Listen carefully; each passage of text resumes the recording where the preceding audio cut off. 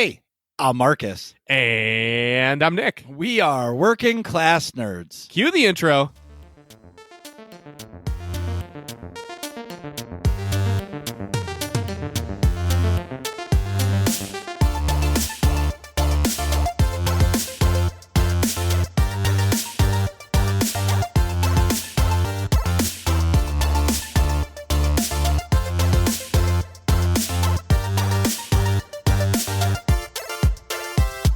That's right. We are Working Class Nerds, the podcast that gives you no information about your favorite information. Today is Thursday, Revenge of the 6th, 2021, and you can find this 105 podcast on Apple Podcasts, Buzzsprout, Google Podcasts, Spotify, Stitcher, blah, blah, and blah, blah. In the galaxy, find us.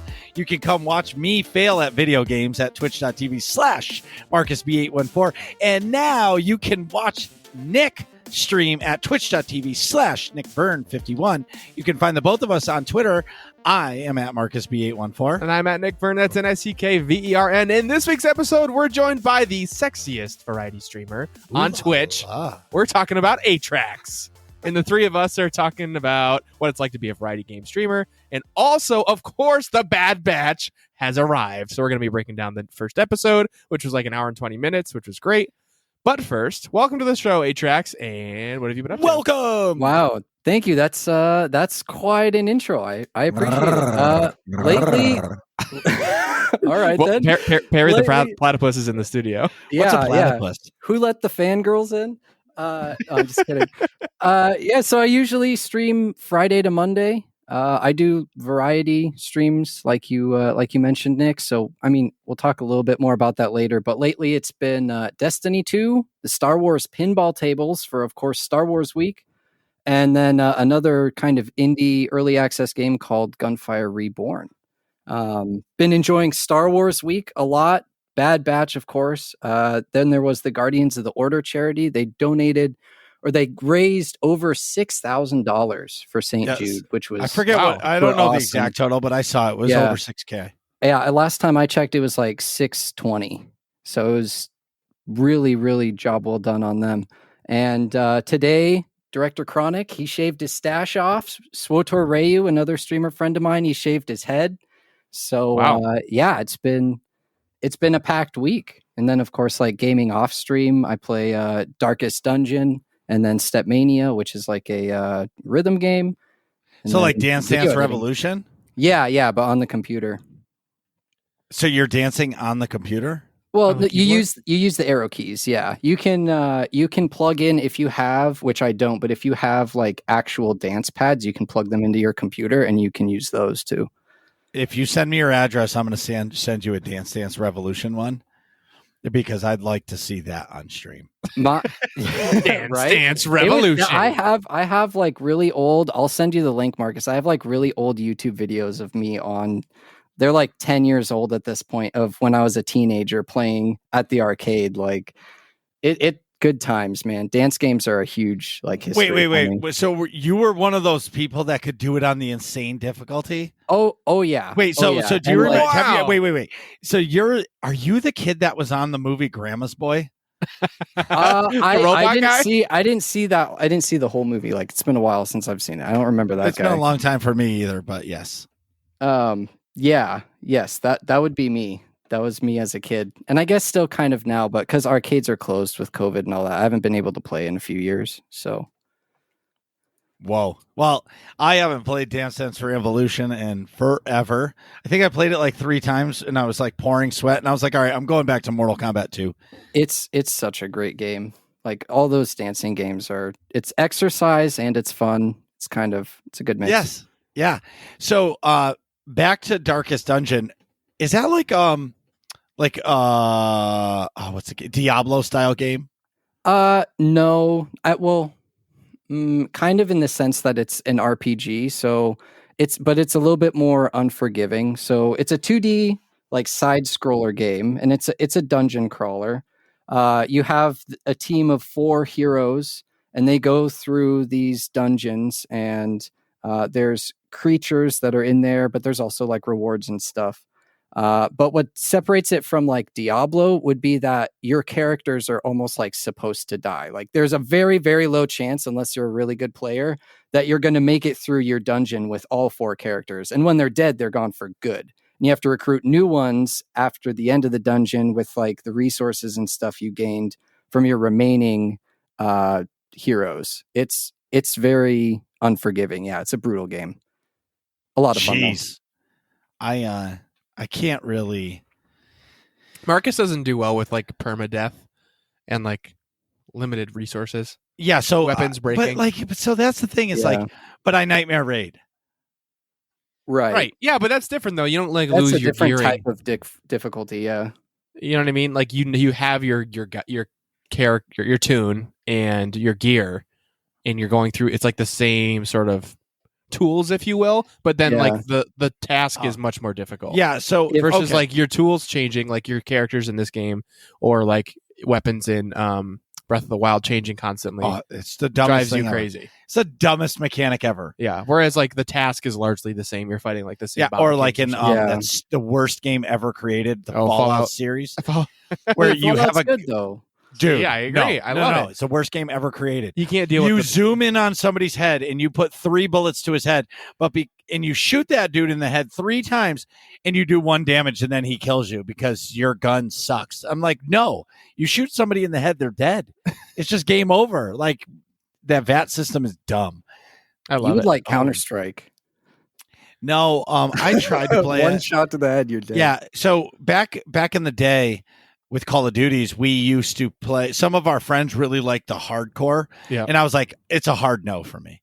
Like if I can't pray and spray and run around, I am not interested in playing this mode. Like That's I don't. Fair. Yeah, I guess I'm like more of an arcade style game player. Yeah, like I like the fun of it. I like some challenge, but I don't like when I played Fallen Order. What did I play it on? I played it on normal, and that was enough challenge, but it was easy enough. You know what I mean? I still wiped. Yeah. Right. Well, like I think I wiped like 7,000 times on that big, not Second Sister, but one of the Inquisitors. Remember the really big guy, Kashyyyk? Yeah. Yeah. Yep. That was a tough fight. Dude, that fight was tough as shit because he was so strong. That fight and the fight on the boss on Dathomir. Can I ask you, Marcus, how long did it take you to beat the game? A long time. Well, it's hard for me to answer that because I play other games other than SWTOR very, very, very slowly. Like seldomly. Yeah. Gotcha. But like once every 2 weeks you'll get a session in or something like that. Where Twitch has really helped me with that because, well, in the beginning, because I would play different games. Yeah. But then I changed my motto, whatever. Anyway. Your like formula. My formula, yes. Yeah. And I find that now, like when I get to play a different game, I appreciate it more. But I've come to the understanding that if it's not a Star Wars game, meh. I get what you're saying. It doesn't like that's fair. Really grab you. You know, other than Mass Effect. So when the Mass Effect Legendary Edition comes out, I am playing that game. I don't like. I played Mass Effect 2 6 times, complete. I love that game. Love everything about it. Everybody was like, oh, it's not as much RPG as Mass Effect 1, but I loved Mass Effect 2. Mass Effect 3, the story was good. I didn't like how they changed some of the gameplay. I felt like Mass Effect 2 is better than 3 in their gameplay mechanics. Agreed. I thought so too. You know, like they tried to make it too much like Gears of War running. Yeah. Like you're crouched down running through the world in that. Like that motion blur, I always turn that shit off. But like what I'm really looking forward to is Mass Effect 1 remake. Right. Because that game, the graphic jump from like 1 to 2 is just like brutal. I'm such a high maintenance hoe when it comes to graphics. Like I don't want to play a game at 480p. Like the game can be great. Like KOTOR. KOTOR is one of the best games ever made. I can't play it again. I played it the last time I played it. Too. Yeah, that's rough also. Yeah, like I can't do it. Yeah. But I can get down. Like I played. Okay, so when I went on vacation, I played KOTOR on my iPad because it was $10 and it was easy and like you just point and click and it was fine. Like I didn't beat it, but it was playable and I could deal with the crappy graphics. But it's really hard to play a game that's old now to me, especially on your nice PC. Right, but then again, I play a 10-year-old MMO, but I think that game is like at the cusp of my. That's like pretty enough to where I can enjoy it. Where like World of Warcraft, I think just looks like shit. It looks like it's a 1986 game to me. That's So interesting. Yeah, like I think it's just a cartoony style, and it's very blocky. I feel the opposite. I feel that WoW looks a little bit more polished than SWTOR does. But maybe that's just because I've only played the new content. I haven't played like I don't play classic and stuff like that. I just played like Shadowlands and BFA and Legion, all that stuff, See, anyway. But then again, that's just personal taste at that point. Right. But like Fallen Order, it took me, oh man, how long did it take me to play it? I played it. You played it I beat it for a long time, and then you finally played it. Can you check your Steam hours? I played it on Origin. Oh, gotcha. So that's the thing is when it first came out, it wasn't on Steam. Right. So I bought it on Origin. But anyway, I loved it, and I'm a sucker for Star Wars content. That's my point I'm trying to make is like that's where I kind of changed my view on streaming. Right. And anyway, but back to what you were saying about your like with the games you're streaming. What do you think about Destiny 2? I'm pretty new, like to Destiny 2. I played Destiny 1 on launch, and I was actually really disappointed with the Destiny 1 launch.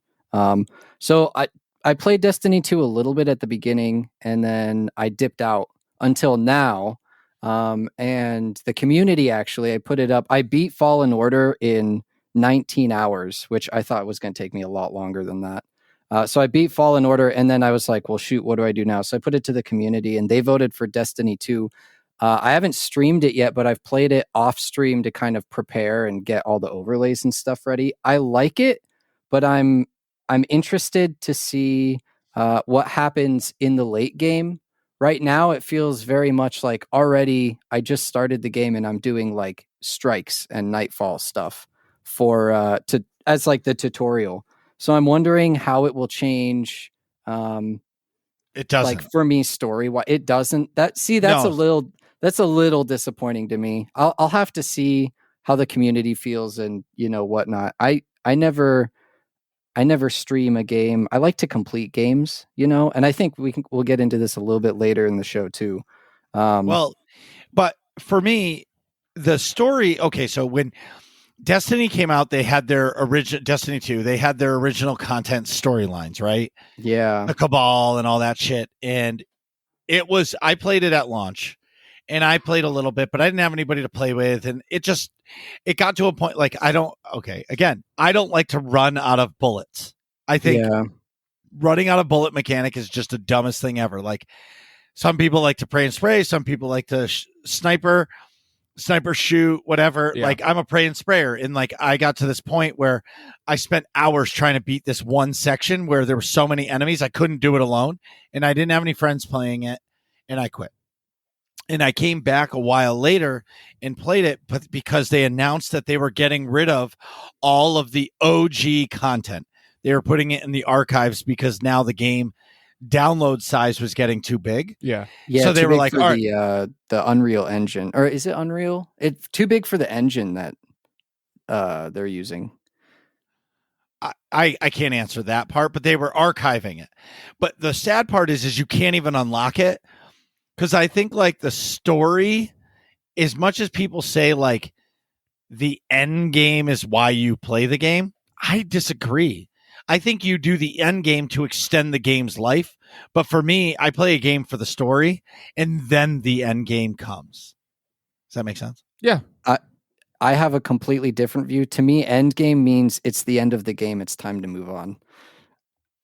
Like I get that it changes where it's like, oh, now you grind for all of this. But like with SWTOR, I love the story, but then you get to this end game wall where it's like you grind flashpoints to get numbers for stats for PvP. And I was like, And for me, end game is like just, all right, time to move on.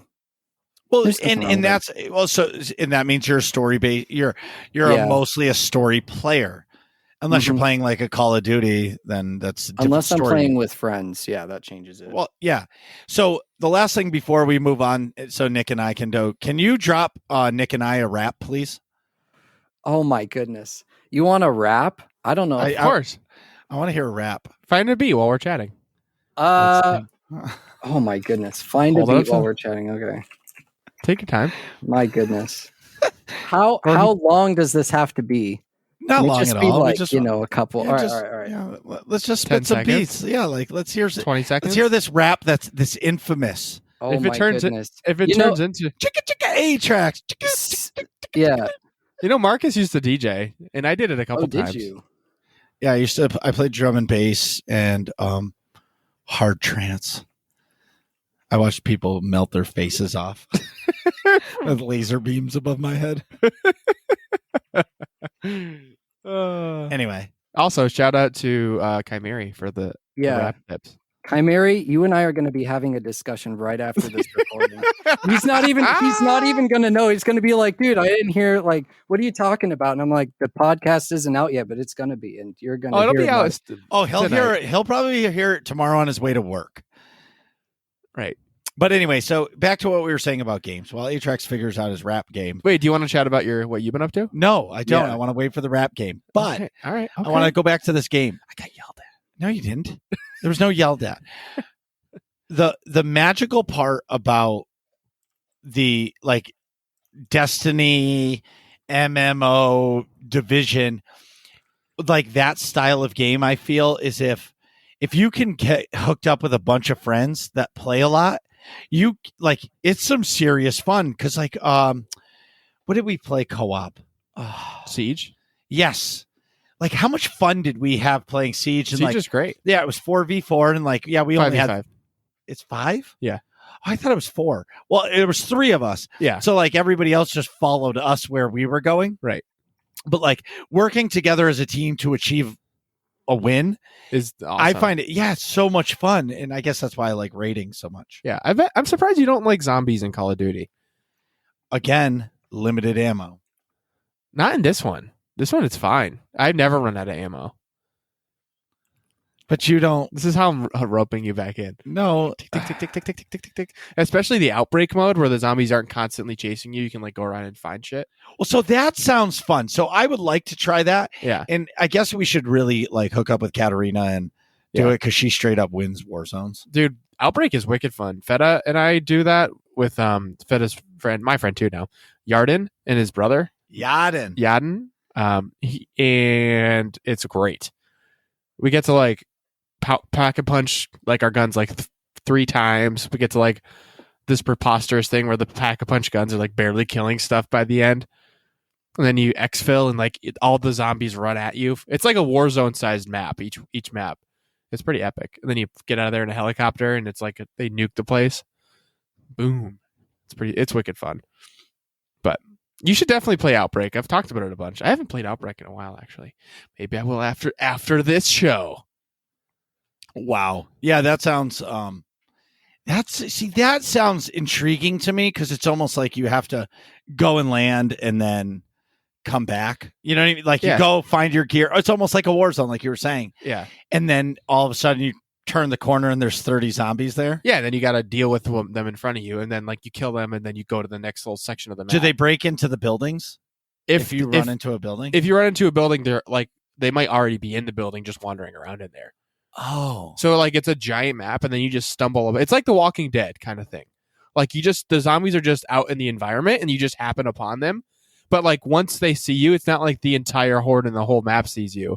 Like in like a normal zombies mode where they're constantly running at you. Yes. It's like if you alert them, then they'll be running at you. But then there's challenges to get you more points so you can buy guns and stuff and upgrade them. And like one challenge is like basically you have to kill zombies, wait for them to be like really close to you, or like wait for them to be in this circle, and then a dragon eats them. Whoa, dragon? Yeah, and it's like a dragon attached to like a space shuttle. It's just like ridiculous. The new zombies like modes are nuts. It's fun.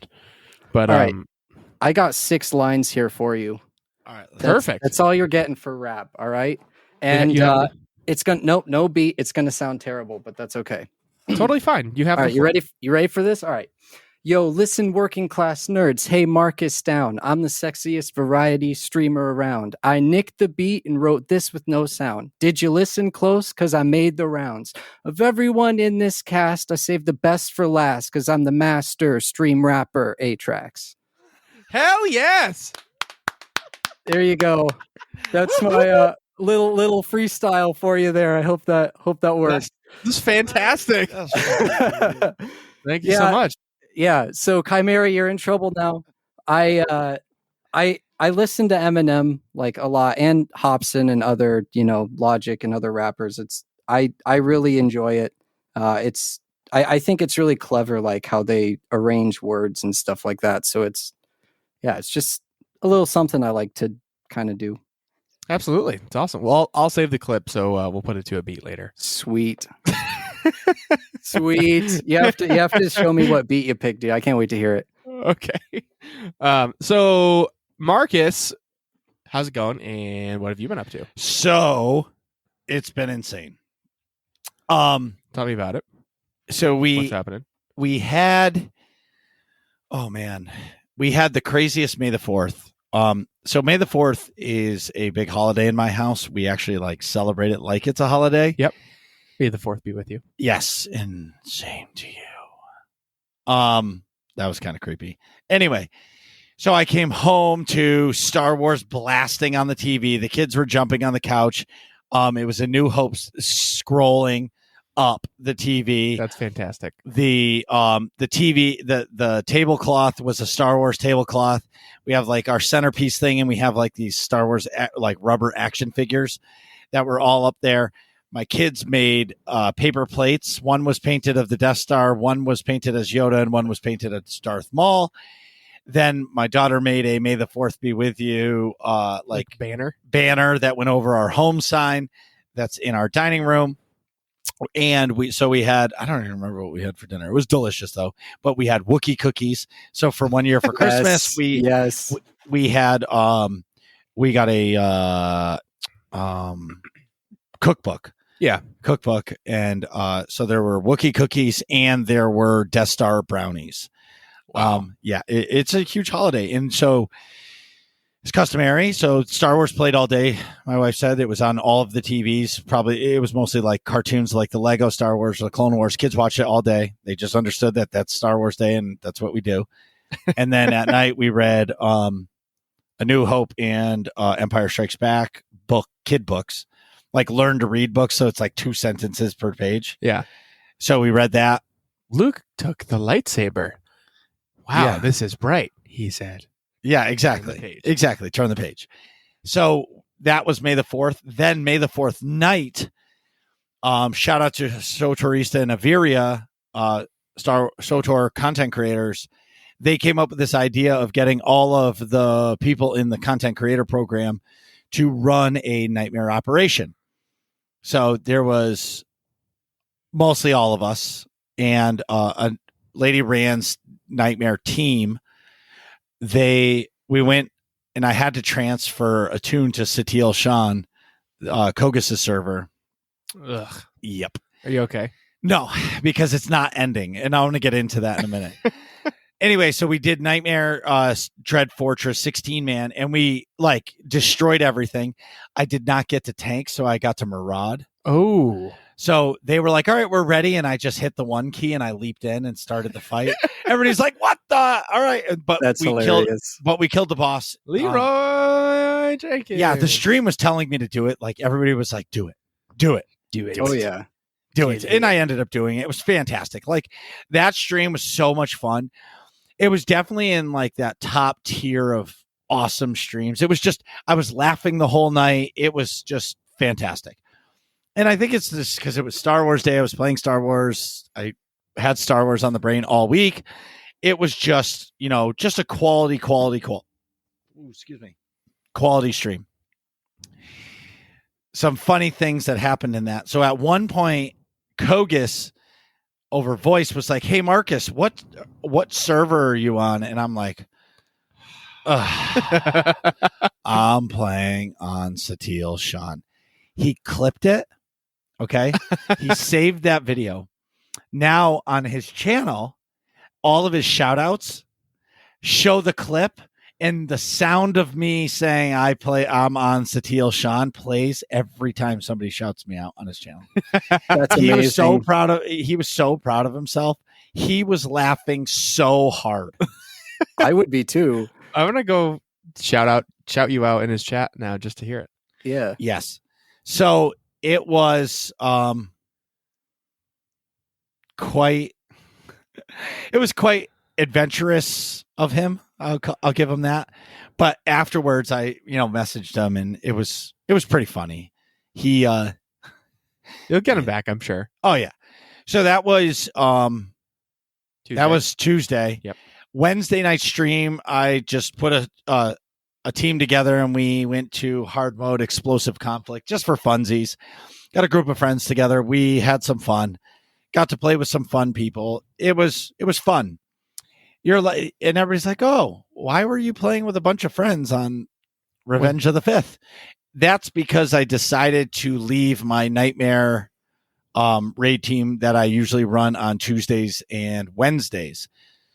So with that said, unfortunately, there were a difference of opinions. I'm going to say that's the nicest way, because I don't like to be negative. Yeah, I'm not being negative. It just wasn't a good fit for me.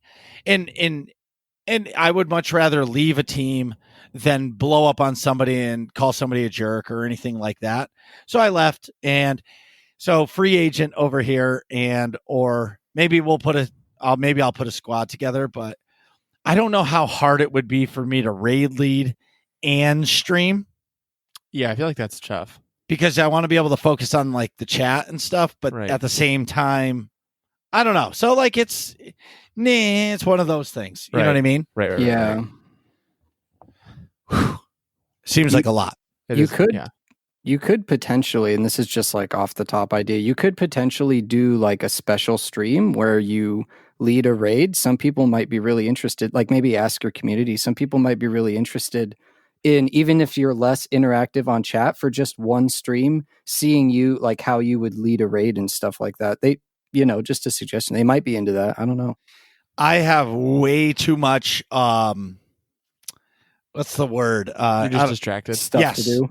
No, distracted. Like I could never not go crazy if somebody follows my channel. That's true. Or like, that's just not me. Like for me, when I'm streaming this chat, and the game is important, but chat is also more important, mostly. Mostly like is important too. So like I'm in a Nightmare raid during the pulls, I'm concentrating, but after the pulls, I don't want to talk to anybody or talk about what we need to fix and then move on to the next pull. You know what I mean? Yeah, that's true. And like I really like my stream to be interactive. Anyway, so not tomorrow. So tonight after this podcast, I am joining Max and Seema on their podcast, and we're going to be actually talking about hard mode operations and the hard mode training group that I started with AIE. Then tomorrow, I am not doing anything. I am just going to chill. I feel like I do so much every day. You do a ton every day. It's crazy. So then Saturday, I'll be back. So I'll be back Saturday for my Sork story. And I love my Saturday night streams because it's like uber chill, but it's fun. And like, it's almost like, hey, I'm going to the bar. I'm only going to have one beer. But then you run into like 7 of your friends and the night just goes bananas. Yeah. So I learned and then you close the bar. Exactly. I've learned a long time ago, you never say you're going out and only having one beer. So I agree with you wholeheartedly. Whenever I don't do it often, but the nights that I've like been there till 2 a.m. and close the bar and then go to someone's house after till 4 a.m. is when I've been like, oh yeah, let's just go get one drink, and then it turns into a disaster, a disaster. So, but whenever I'm like, yeah, we're getting drunk tonight, I'm home by like 11. You know what I mean? Yes. Yeah. It's always like the opposite of what I'm expecting, but yeah, Marcus, what else is going on? So my Saturday night is going to be great. So then the only last thing is congratulations. Atrax said it earlier. Congratulations to the Guardians of the Order for having such a successful charity stream. It's really magical to watch. So I've never actually like watched a charity stream other than like one person doing it, but not like a team of people doing it for 2 days. You know what I'm saying? Mm-hmm. And watching, 9 streamers stream and raise over $6,000. That's insanity to me. People from St. Jude showed up too. On Wednesday, I believe there were people showing up from St. Jude in Chimeras, and I believe Greg's chat as well. Wow. Yeah, like that's unbelievable, out of nowhere. You know what I mean? So just shout out to those guys because that is just unbelievable, and that's a huge feat. And hopefully, we get to hear about some more big things that they're doing.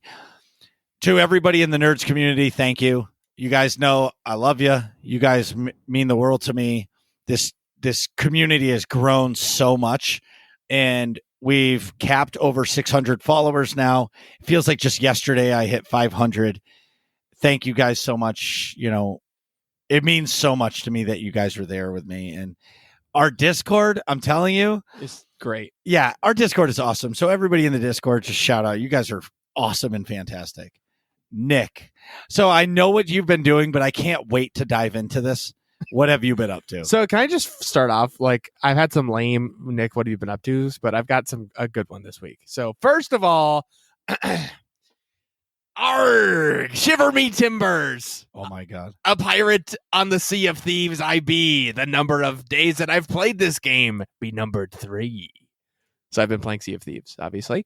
Are you listening to Wellerman while you play Sea of Thieves?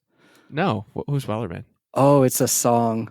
You have to listen to it when you play Sea of Thieves. It makes the game so much better. I just constantly play shanties on like the guitars or whatever. That works too.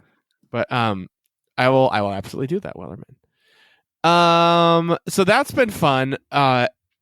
If you don't know, Sea of Thieves is like this open world game. You basically, from what I gather, you don't really level up your gear, but you go around and get cooler stuff and like level up like your reputation with these like trade companies. So I'll give you an example. There's an event going on where Joey, friend of the show, Joey Feder and I played where we took this gold trading company contract. We got to go and find like all these rare items and dig up pieces of a map that lead you to like this giant vault full of gold and valuable things. Well, while you're doing that, this opposite faction, the Reapers, they have contracts to just go kill and sink ships from the gold trading faction that have a bunch of loot on them. So like we managed to skirt around them for most of the evening until we like were about to open the vault and then they killed us. But it's cool that like you're just out in the open sea with these people doing random stuff. And there's people that just transport cargo. Like we were obviously doing like, gold stuff. There's sea monsters that you can just randomly run into. It's really fun. I'm enjoying it a lot. What, Marcus? I'm just listening. Have you run into the Kraken yet? No, I mean, you see it in the tutorial, but I haven't actually gotten Kraken yet. Okay. I ran into the Megalodon. Kraken. I've heard that's a really scary experience. Yeah, in the tutorial, like the sky got all red, like the water underneath you goes straight up black, and then like the 6 or 8 tentacles. So you just die. No, you can escape it. You can fight it. You can fight it, but it's tough. And I think it probably pulls you actually underwater. What's the point of this game? To be a pirate. That's it. And you're just an epic pirate. Yeah, you get to be Captain Jack Sparrow for a day. Yeah, you can drink and get drunk. Like we found some crazy chest full of like, it's like the cask of 1,000 grogs. And like you just pick it up and your guy gets drunk just from picking up the barrel. You don't even have to drink it. You can put yourself in a cannon and shoot yourself across to other ships and then like raid them. Yeah, you can put yourself in the cannon. You can like or you can have your teammate fire you across to some other ship and then you can just go and like kill everyone and take all their stuff. Yeah. What's the story mode like? That is the story mode. That is the story mode. Is it PvE or PvP? Yes. It's both. It's both. So it's PvE, like you fight skeletons and stuff on the islands when you go there. But then in the waters, there's people around too. There's not that many ships around. Like I think I've played for like 5 or 6 hours now. And I've only actually like ran into other players twice where we like fought. But it's wicked fun. I'm enjoying it a lot. I'm going to circle back to Sea of Thieves because it's related to something else. But I also jammed some season 3 of Call of Duty Cold War on Monday evening, which is always great. Did you buy the battle pass? I did. You did? Yeah, I did not buy the level skip version because I'm planning on having some more time to play, so I want to just grind through it. And let's see. I watched the first episode of The Bad Batch, but we're going to talk about that later. Oh yeah, that was awesome. I really enjoyed that. Also, I want to chat real quick. So Disney put out this teaser trailer about their new quote unquote real lightsaber that actually retracts. Yeah, I saw that. It looks pretty cool. That's so. I have to look that up. I never heard of that. Google it right now. Yeah, Google it right now. Because so you can be like, oh my god. It looks like the blade is cool. It looks like a higher end lightsaber you can buy now, like the Black Series or like the NeoPixel ones that people sell or whatever. But it actually retracts into the hilt, which is cool. And I don't really know how that works. I don't know. I mean, I have no idea how that works. But for me, I'm just like, that is an item that if it's anything that they say it is, yeah, you're not going to be able to see that for like 3 years because it's going to be forever sold out. 100%. It's just going to be like bought $600 or more. It's gonna. Well, I would imagine more. Yeah. Did they go into like any detail as to how this works?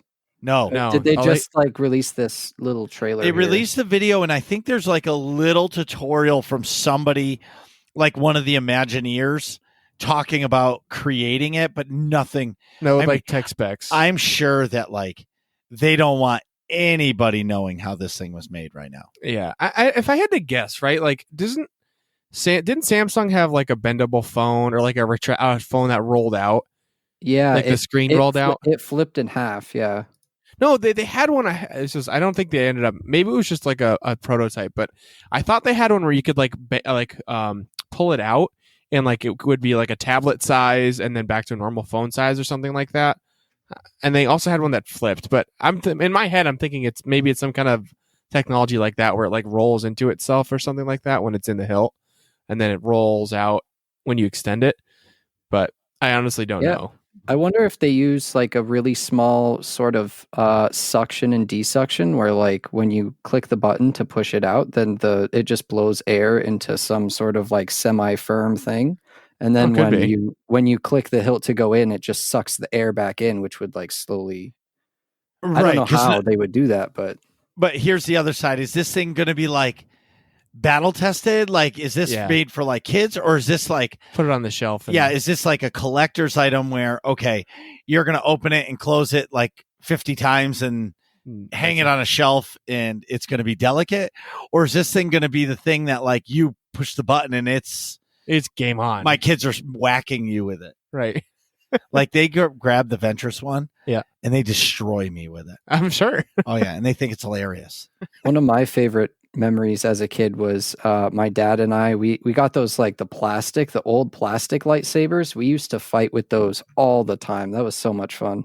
Oh yeah, me and my neighbors would fight each other with those too. It was great. And then somebody's fingers would get hit, and someone would like a little brother would cry or something. But yeah. Let's see what else. So, by the way, on what day was that? Yesterday? Oh yeah, Wednesday night. Marcus and I had a chat over Discord, and I downloaded Streamlabs OBS. Yes, and set up like a bare bones streaming setup, and I streamed some Sea of Thieves with Joey last night. So he's being like he's giving you guys like 35.5% of the hype. It started during the day and it said, dude, I've got some questions. I want to start streaming. Yeah. How do I do it? And I was like, okay, you're going to have to do this, this, and this. Okay. And then more questions. Actually, no. No, I think it started with, I need a logo. Yeah, it did. That's where it started. And I was like, hey, no, I think it started with like, hey, I was like at work, like organizing meetings and stuff. And I was like, hey, can I get on a call with you to set up Streamlabs? And you're like, what? And then you brought up the logo. It's like, all right, just Google a logo so you get a logo. So you're not just like a blank profile picture. And that's where the logo thing came in. How's that going, by the way? He said 3 to 4 days you'll have the first rendition. Sweet. So I'll have a Nice. logo coming in hot also. which is pretty exciting. But yeah, I'm starting streaming, so I should say I'm making steps towards actually committing to streaming. Like I wanna. It's like I've got the grocery store and the refrigerators work, but I don't have all the food ready yet, and it hasn't had the grand opening, if that makes sense. You don't have all the special pots and pans and stuff. Right, exactly. So like I have a bare bones setup. I don't have a schedule yet. Oh, I haven't decided all that stuff. Okay, so it started off with he sent me the thing on the lightsaber. Then I immediately sent him the new Xbox controller from Razer. There's a Star Wars one. And he's like, whoa, that's awesome. $180. He goes, hey, any chance we could get on a Discord call and set up my OBS before your stream tonight? And that's just where it went into fucking mayhem. Marcus's brain goes a mile a minute. It's like, okay, you need a logo. You need to do this. You got to do that. You got to, and then I'm like, all right, well, it's all set up. And I was going to play a game anyway. Let me just stream it. Yeah. So, and I had everything semi set up before I clicked the go live button. Nick did the opposite. He got his camera, he got the game picture, boom, go live. I put a GIF for the follower button, and then I couldn't get the audio to work, so I just left the default, like whistle audio or whatever it is. Yep. It took me a little bit to figure all that shit out. Yeah. But either way, how did it feel to stream, Nick? It felt basically like a live episode of the podcast. Like, we did that. We had to engage in the chat all the time and like go back to the game and then engage in the chat. Doing the live episodes of the podcast like made me way more relaxed. I didn't have like stage fright. You know what I mean? Yes. Because it takes away that like, oh shit, people are watching me factor. And it's like, yeah, whatever. I'm used to this already. Especially like, we kind of have that to some degree doing the show now because, people are going to listen to it after we post it, obviously. So sure.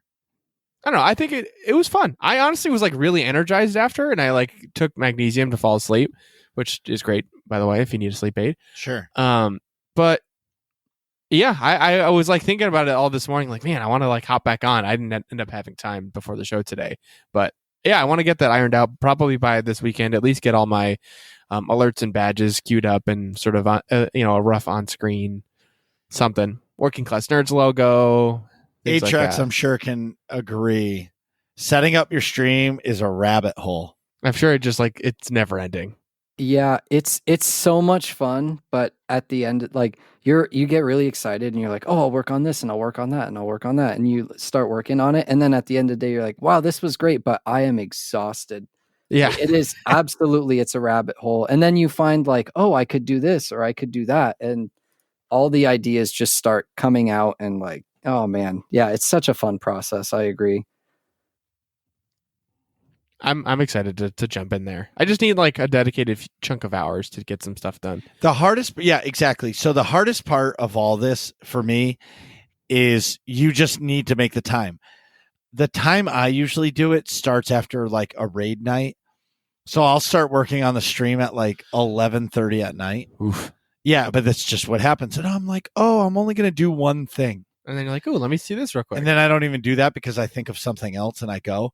But my stream I haven't touched. Like everybody has all these chat commands and raffle bits and extra currency and all that. And I'm just like, nope, not me. Keep it simple. Yeah, I'm not. The only thing I can't figure out how to do is do a command list, because people always ask all the time what all the commands for the channel are. And I have no idea how to do that. Like I know how to make a command, but I don't know how to make a command list. Yeah. So you make a normal command, but you take all of the commands that you have and you just paste them in the comment spot. Oh boy. Okay. It's tough. You have to you list them. What I just did is I listed them all down on a sheet of paper, and I used the little bracket thing to separate them. And then just lined them all up and just copy paste into the command thing. Oh, that's a good idea. An exclamation point commands.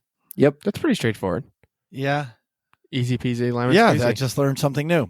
I can send you mine as an example if you want. Absolutely. Oh, I appreciate it. So what's happening in SWTOR news? It's game update 6.3.a, which means they're just fixing all the stuff. from the newest patch has been delayed. I think it's delayed a week, maybe 2. I didn't really look because it's not like it's just basically a bug fix. Just squashing some bugs. Yes, squashing the bugs. Anyways, in AIE news, Tuesdays are a mandatory fun night where the fun is mandatory, but attendance is not. It goes from 9 to 11 p.m. And we switch back and forth from the yucky Rainbows and Unicorns pub side to the much better and realistic Imperial side. Yeah, on the imp side, we kill things. On the pub side, we befriend them. It's open to anybody in the guild. Sometimes there's a requirement that you have to be a sub or have a level 70 character because they might do Just a the 60. content. Yeah, for the content. But other than that, most of the time, you're available. So also Friday nights are the place to be in MF and AIE. I was trying to rhyme a little bit, but then I didn't want. Don't be like Atrax. Yeah. He's the rapper. We're not. I'll leave the rapping to Atrax because clearly I'm terrible at it. No, Friday. it takes practice. You got it. Fridays are the place to be in AIE. The first Friday of every month Which is this tomorrow, Which is May tomorrow. 7th. May 7th, tomorrow. We're doing mandatory. Sorry, that's not what that stands for. We're doing Master Mode Flashpoints. See, I'm Ron Burgundy. If we don't type it out, I just read the abbreviations. Master Mode Flashpoints. So hard flashpoints are the first Friday of every month. The second Friday of every month is hard mode operations training. With yours truly. Brought to you by Marcus B814. Third Friday of every month, put on your Indiana Jones hat because you're going achievement hunting. That's a great way to put it. You're diving into all of the old Sith temples and Jedi temples, I suppose, as well.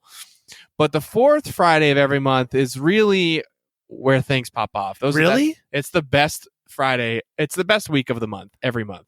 But why is that? Because it's Friday, and it's mega. It's the monthly Epic Guild activity. Mega! I'm looking at the Zencaster like voice thing, and all of our voices are perfect. And then when Nix does that, it like jumps through the roof. It's hilarious. I screw up the EQ for the whole show when I do that. But yeah, it's awesome. Marcus runs it. Yeah, so this month, May's Mega will be a Where in the Galaxy is SEMA San Diego. Very nice. We take SEMA, we hide her on a planet, we give you a bunch of jobs to do. You need to find things, do things, kill things, and then get clues to go to the next location. And then you have to find SEMA. Most of the time, in order to find SEMA, you have to die. And that's a risk Max is willing to take. And if all this sounds fun to you, go to aie-guild.org, jump in the Discord, the button for which you can find at the top right hand of the webpage, and ask for a guild invite. Whether or not you play Star Wars The Old Republic or any of the other games we play, we would love to have you. And we do mean any of the other games There's we play. so many games. If you're in like the Nomads channel alone, there's like 4 or 5 games that they're playing. There's a Destiny 2 channel. There's a Division channel. There's World of Warcraft, Guild Wars 2, Lord of the Rings Online, obviously SWTOR. I mean, the list is endless, and there's so many people playing so many different things. Please come to the Discord, say hello. We would love to have you. So normally I would have to pee, but I peed extra before the show and drank less water today. So we have time to chat about the Bad Batch. Oh, boy. Oh, I can't wait. Oh my God, the feels. I watched mine last night. So I finished stream at 10:30, 11:15, and that's when I watched it.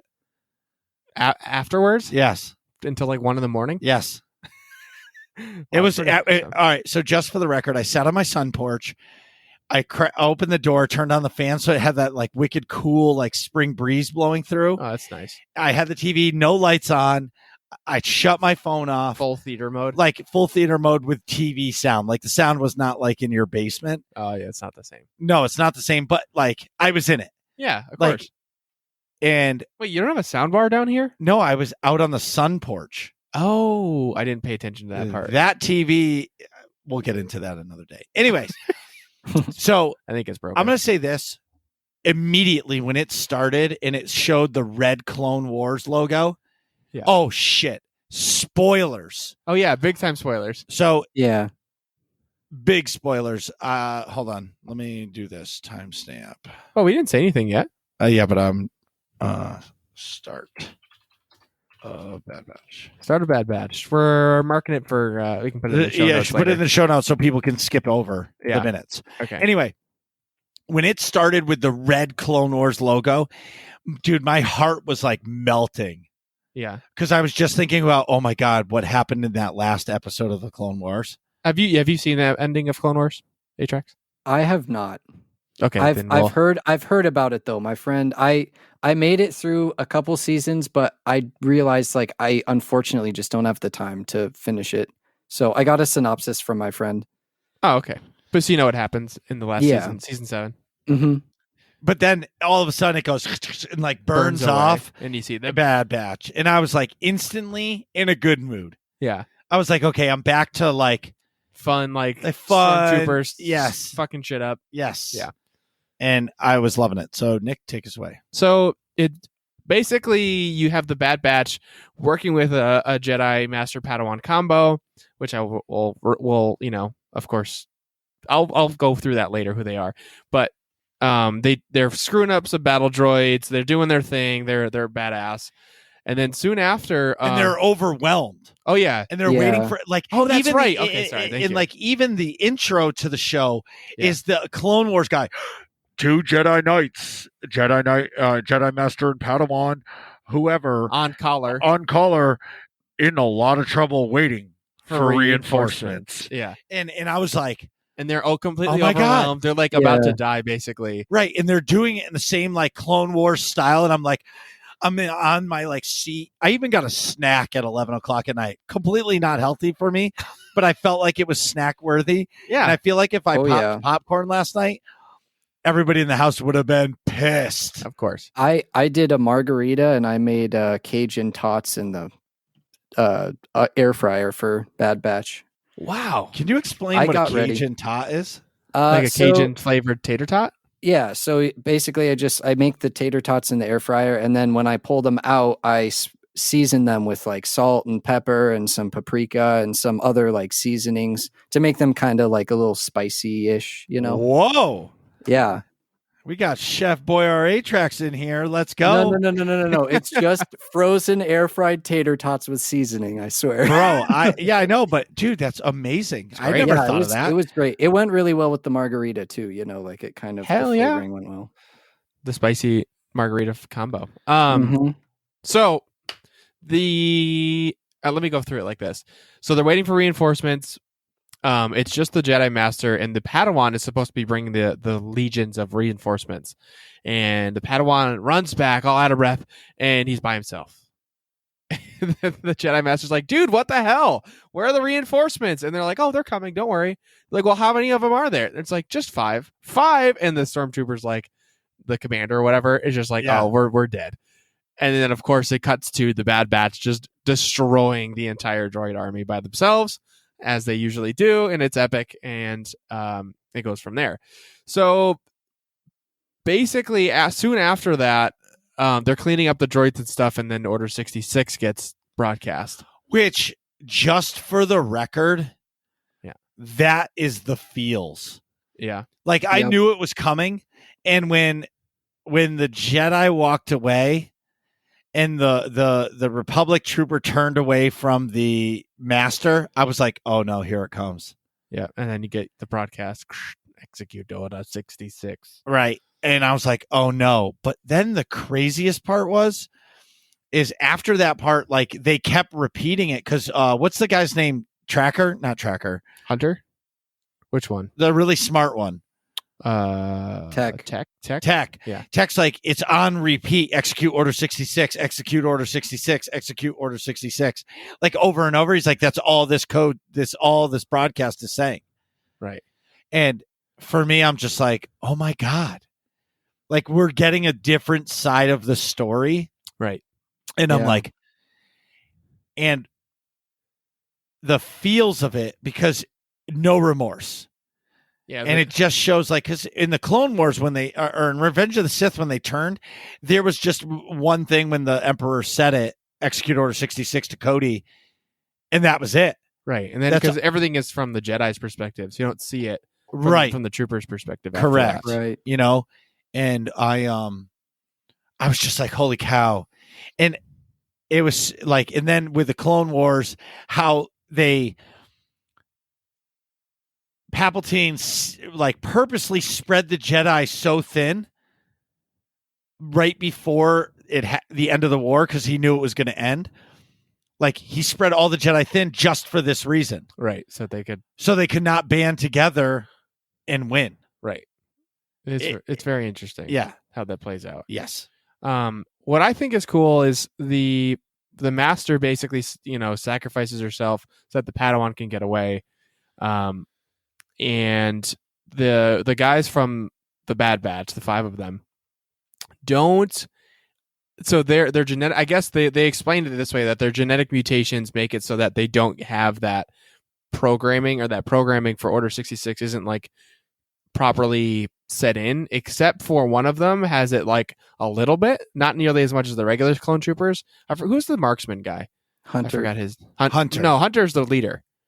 Crosshair. Sorry, Crosshairs. Yeah, thank you. Crosshairs, the sniper gentleman, has it a little bit, and he's like, so the long story short, they're going after the Padawan who runs away, and they're chasing him through the woods, and Hunter's trying to help him because the leader of the group, he doesn't understand why the rest of the troops are killing the Jedi. And then you have this sort of conflict with him and Crosshair, who was like, hey, the order's to kill the Jedi. Like, they betrayed us. We're killing the Jedi. What are we doing? Right. Running through the woods. Long story short, the Jedi Padawan gets away because Hunter kind of lets him get away over this sort of ravine, and Crosshair kind of knows that he does. But I think it's important to note the name of this Padawan. I don't know if you picked this up. I did not. Atrax. I didn't either when I watched it. So his name is Caleb Doom. And if you go in the Wayback Machine from watching Rebels, that is the real name of Kanan Jarrus. So that Padawan is Kanan as a little kid. Which is fucking insane. Wow. Right? Yeah. And I didn't know that until like I was at work today, and then I texted Marcus like a paragraph in all caps. Yeah, and it explains why he hates clones so much. Right, because they killed his master right in front of him. Right, and Hunter was trying to help the kid, and Crosshairs was like, he's the only one that the chip was working in the but it was platform. only mildly working because he was still like listening. Because if you remember, I'm trying to remember, was it Rebels or was it? No, it was Clone Wars when like you Rex couldn't even goes. talk to a clone trooper about not doing something. They just shot because their programming was so strong to like kill the Jedi. Right. Yeah. And if you got in their way, they were killing you. Like the droids did. Right. It was very interesting. So anywho, the Bad Batch ends up going back to Camino. They learn that this is where like the sort of post-war things start coming up. They end up realizing that, the Republic's gone, the Empire's here now. The Empire is starting to phase out sort of actual clones, or they're skeptical about it. Grand Admiral Tarkin is on Camino, sort of evaluating the clone troops, like, hey, I don't like clone. He doesn't like clones, and he's seeing if they're worthy or not to just stay in his army. They also meet a new character called Omega, who's pretty cool. I think she's going to end up she's a medically trained clone. She's a little kid, and she's female. And she's enhanced. Like they are. So she's Enhance. like the other a member Enhance. of. Oh my God! Stop Stop hacking, both of you. I think she's gonna end up being like the medic of the group. Medic, Which is cool. Need a medic over here. Yeah, Corman. So Tarkin comes in and he's evaluating all the clones. He takes a why? So like this is what I don't understand is why is he evaluating the clones? I think it was just he had to be there because he's going to kill them all. Yeah, he was gonna kill them all, pretty much. Yeah, because didn't he explain that he was evaluating them on behalf of the Empire to see like their usefulness? Yeah, because he didn't think they were useful, and they wanted to move to like a conscription army. Yeah, basically, it's how the stormtroopers start. Yeah, because he's like, why are we basically? I think he's basically saying, why are we paying Camino all this money to make the clones when we can just like get regular soldiers and it'll be fine? Well, that's because before they couldn't create an army, so they had to buy clones. Right. No, I'm saying, and now that they don't have to buy them, like, do we need these still? Basically, right. The thing that I caught So a couple things is that droid that helps Rex. Yeah, the medical droid. Yes, he was in it, and I was like, Easy. oh, yes. And I was like, oh, this is awesome. Here we Or go. Rex and Fives, I think it Yeah, was. Rex and Fives. Right. Fives. He saved Fives. And the other thing that was really interesting is the Kaminoans. Yep. Kaminoans. Yeah. Yeah, they knew something was up. Yeah. And like, I think that they knew it was the end, because if you looked closely, they were trying to stop. Bless you. Thanks. They were trying to stop like the advancement of Tarkin. You know what I mean? Throughout the show, because they were like, oh, let's do a training session with the Bad Batch, Clone Force 99. And they were, when they said turn to live rounds, they were like, what? They're like, hey, don't do that. Why Whatever. why are you doing that? And I think Tarkin knew that they were going to be the problem. So that's why he was like, all right, let's see if we can kill them now easily before we send them wherever we're going. Right. They almost seem like they're, if I had to guess, Tarkin's purpose for them is going to be like the Suicide Squad in the DC universe. He's going to be like, I know you guys are effective, but like I don't really care about you, so I'm going to have you do like these preposterous missions. So I don't know a whole lot about Admiral Tarkin, or I guess Grand Moff Tarkin in the later movies. Yeah. I was wondering, is this sort of his, like, because he's Admiral now, is this sort of his like ulterior motive to do well for these, eliminating kind of like the trace threats throughout the galaxy right after this? And then that's how he becomes Grand Moff, is by like proving to Vader and all them, you know? That was like what I was wondering, because I don't know a whole lot about him as a character. So in the Tarkin book, I don't know if it's canon or not. So Vader hates Tarkin. Yeah. But the Emperor really liked Tarkin when he was Palpatine. I think he was. I think Tarkin was the governor for. Yes, the governor. Governor Tarkin. Governor Tarkin. And then I might have misspoke. I don't know. He might not be admiral. It might be a politically title like Moff. I think so I thought he said admiral. I'm pretty sure it's admiral, because I remember noting to my friend, I was like, wait a minute, he's not Grand Moff here. He's something else. Yeah. Okay. No, I think you're right then. Maybe it was admiral. But in the book, like he won. We'll call him the Emperor. He won his Emperor's heart because of the stuff he did and how he was ruthless. That's how he became to power. He played the political game. Right. But now, like, I think you're onto something, Atrax, where now I feel like this is going to be Tarkin's show of, like, they're going to give Tarkin the spotlight that he deserved from A New Hope. Yeah. You know what I mean? Like how he got to that power. Or even in oh my God, why can't I think of the movie? Rogue One. Right. Like where like he completely took the Death Star from Krennic. You know what I mean? Right. Mm-hmm. Other things that I noticed that were interesting is in the Clone Wars, you didn't see a lot of shock troopers. Right. And all of a sudden, there's like a bunch. There's a lot of them, like battalions of shock troopers. Right. That's right. They mentioned that too. They're like, what are all these shock troopers doing here? Right. And I was just like, well, that's weird that we didn't see a lot of them throughout the show. Right. Or that I can remember. Yeah. And there's a lot of episodes of Clone Wars. Did you also notice in that fighting simulation, the droids that have the live fire rounds are the same droids from The Mandalorian?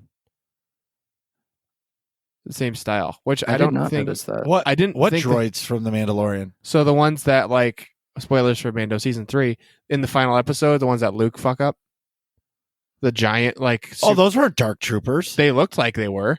They looked like the same style droid. I'm gonna you gotta go back. I'm gonna go back and see now. Yeah, I'm gonna go back. They looked a lot like dark troopers. To me, they looked like a cross between dark troopers and those security droids.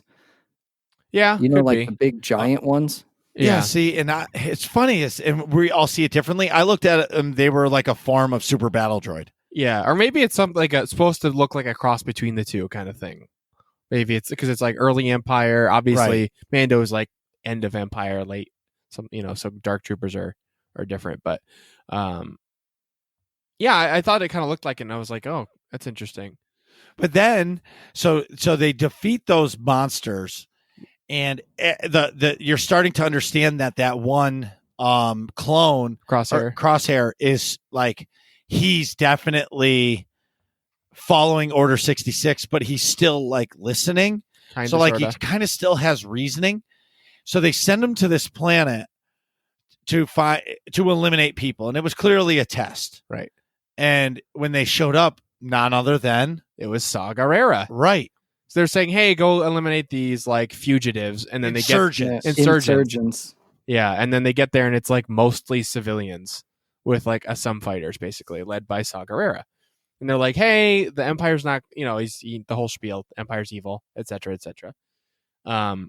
And honestly, Hunter, the leader of the crew, kind of listens to him. He's like, "You got a point. I don't know why the hell we're supposed to be killing you people. Like, you're just, the war's over. Like, I don't know what we're doing here. There. Yeah, there's kids here. Like, kids.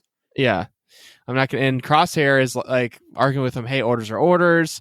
This is fucked up. You're going against the orders." Then they come back, and it turns out that Crosshair ratted out Hunter to Tarkin, and then Tarkin ends up sort of doing some medical tests on him, realizing that most of the Bad Batch is not following Order 66 and does not have the programming, except Crosshair does. So he enhances Crosshair's programming to like control him fully, and then they have a big fight at the end. And insert the Sith Lord of the Bad Batch. Right. He's the big bad. Yeah. Tarkin's going to be the master, and Crosshair will be the apprentice. Right. Which is interesting. So they go back to the Bad Batch ends up like fleeing, but you know what I mean? And then they come back to Kamino to rescue Omega because she's still there. And she's like, "Hey, she's an altered, clone like us. She can help us. She really wanted to hang out with us. Let's go get her. This isn't right to leave her there with these bad people. They go back and they have a big confrontation with Crosshair, obviously. And they get Omega in this big dramatic fight and flee Kamino. And that's where the episode leaves But the off. Kaminoans help get them out of there. Right. Yeah. They keep the blast door open. Right. Because they're like, "Oh, it won't close. It won't close," like hitting the button. Right. So now that we're here, right? Let me ask you guys a couple questions. Yeah. Do you think we see Obi-Wan Kenobi, Yoda? Do you think we see any Ahsoka Tano? Do you think during this Bad Batch show we see any of the the OGs? I think we'll see Vader. You think we're going to see Vader? Yeah, but not for long. It'll be if we do, it'll be, well, it's all Empire stuff, right? So like I could see him being like, "I have a mission for you," or something like that. "Here, go do this." And Vader telling Sharpshooter, or what's his name? Crosshair, something like that. Tarkin, something like that. But it's not really going to be him in the show. It'll be like a quick cameo. Or Director Krennic. Yeah, somebody like that. That's my personal hope, is that they use the heroes or villains kind of sparingly, because it'd be nice to really focus on like these characters. At least personally, I thought I enjoyed what I watched of Clone Wars, and I think Mando did a really good job of using heroes and things like that. Like it wasn't until season 3 and now we see Luke Skywalker. So I really appreciate that about kind of some of the newer Star Wars stuff. Agreed. And even when we got Ahsoka and Mandalorian, it was like sparingly, right? It didn't turn into the Ahsoka show, right? My hope for the show is I'm hoping we get the bounty hunters, Bosk, Cad Bane, Boba Fett, Baby Boba. Yeah. Greedo. What was the girl's name? Greedo. What was the female's name? I can just picture her. But what like, where's Ventress?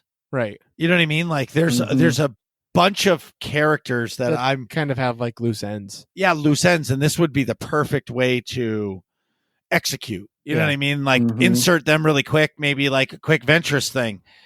You know what I mean? You could bring back what's the pirate guy's name that has the the like Caribbean accent. He Hondo. Hondo. Yes, thank you. Yeah, like that's what I mean. Like they could, and they were like, "Oh, where should we go?" And they said wherever they're going, and I'm like, I have no idea where they're going. Yeah, and so I feel like this show is going to be almost like a Mando show. Yeah, where they're going to go planet to planet for whatever their reason, and they're going to help somebody achieve a victory, and then they're going to be okay to the next planet. Right. You know what I mean? Until they release the plot. Right. I think we're too new to it. I think they're going to build these characters, and we're getting 16 episodes. That's so great. I love that. Are they releasing one every week? What's the release schedule like? Nick, to the Google. Please hold. Please hold. Well, Nick, while we answer your question. Get on it, Jamie. Anyway, so but that's what I mean. So 16 episodes. We're going to get like full character development out of this. And it just proves the point that an animated show, you're able to really flesh out more because it costs obviously less to do. Right. What do you got? Oh, you're still looking. Okay. Hold on. No. I thought you were as fast as Jamie is. Anyway. I'm not Jamie. The other thing that, okay, so. Oh, I got it now. All right, wait 1 second. Damn it. A couple, if I can nitpick, I was a little.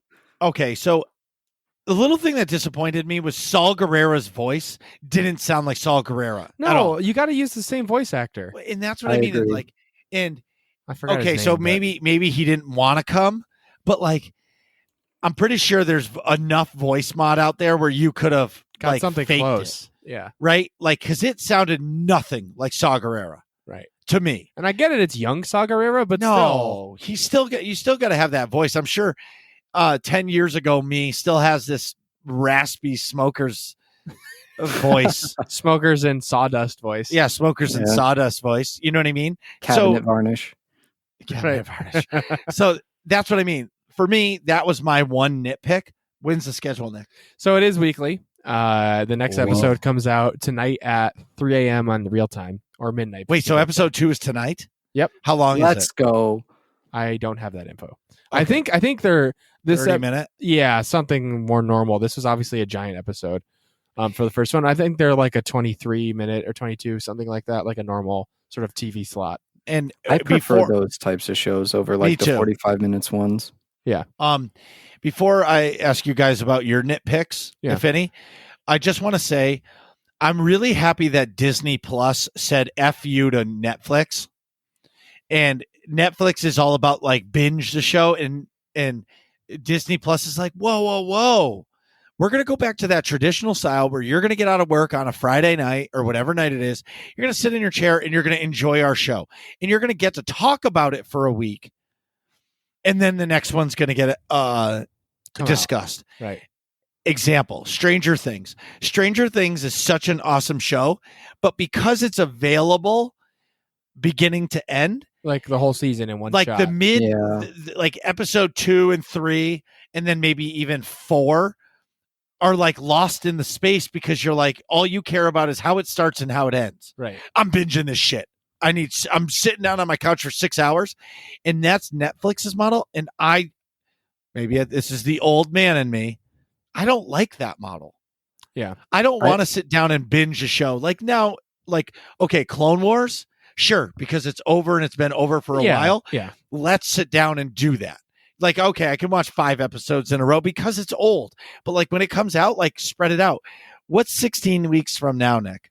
August 13th is the finale. That's what I'm saying. Yeah, we get the whole summer of Bad Batch. And that gives them the whole summer to work on the next season. So like we wait less time in between. Right. It's great. Let's go. All right. I love that. And my last thing is the fact that what's the first thing you guys think of when you think of the word Omega? Like I think of that one movie, like Omega, and was it like Alpha and Omega or something with the wolves? It's like a kid's movie. I think of Transformers. I think of the planet Omega on Mass Effect. Oh, okay. Where it's all like dance clubs. Okay. And it's like dirty. It's almost like a Nar Shaddaa of Mass Effect. Sorry. Yeah. All right. Anyway. So what are your nitpicks, Nick? Nick. I don't. if I'm gonna, I guess I could really nitpick. So I like that they brought in a new character in Omega, but I don't love that they didn't explain why she's female. Because like it feels a little, all the clones are male, right? They're all based off of Fett, Right? Not Boba, Yeah, Django. and like Jango Fett. Thank you. I had a brain fart. So like I guess I'm a little sensitive after our like. What movie were we criticizing with Ari where it was like with the giant feminism debate of like things that are shoehorned in? Oh, Avengers. Yeah.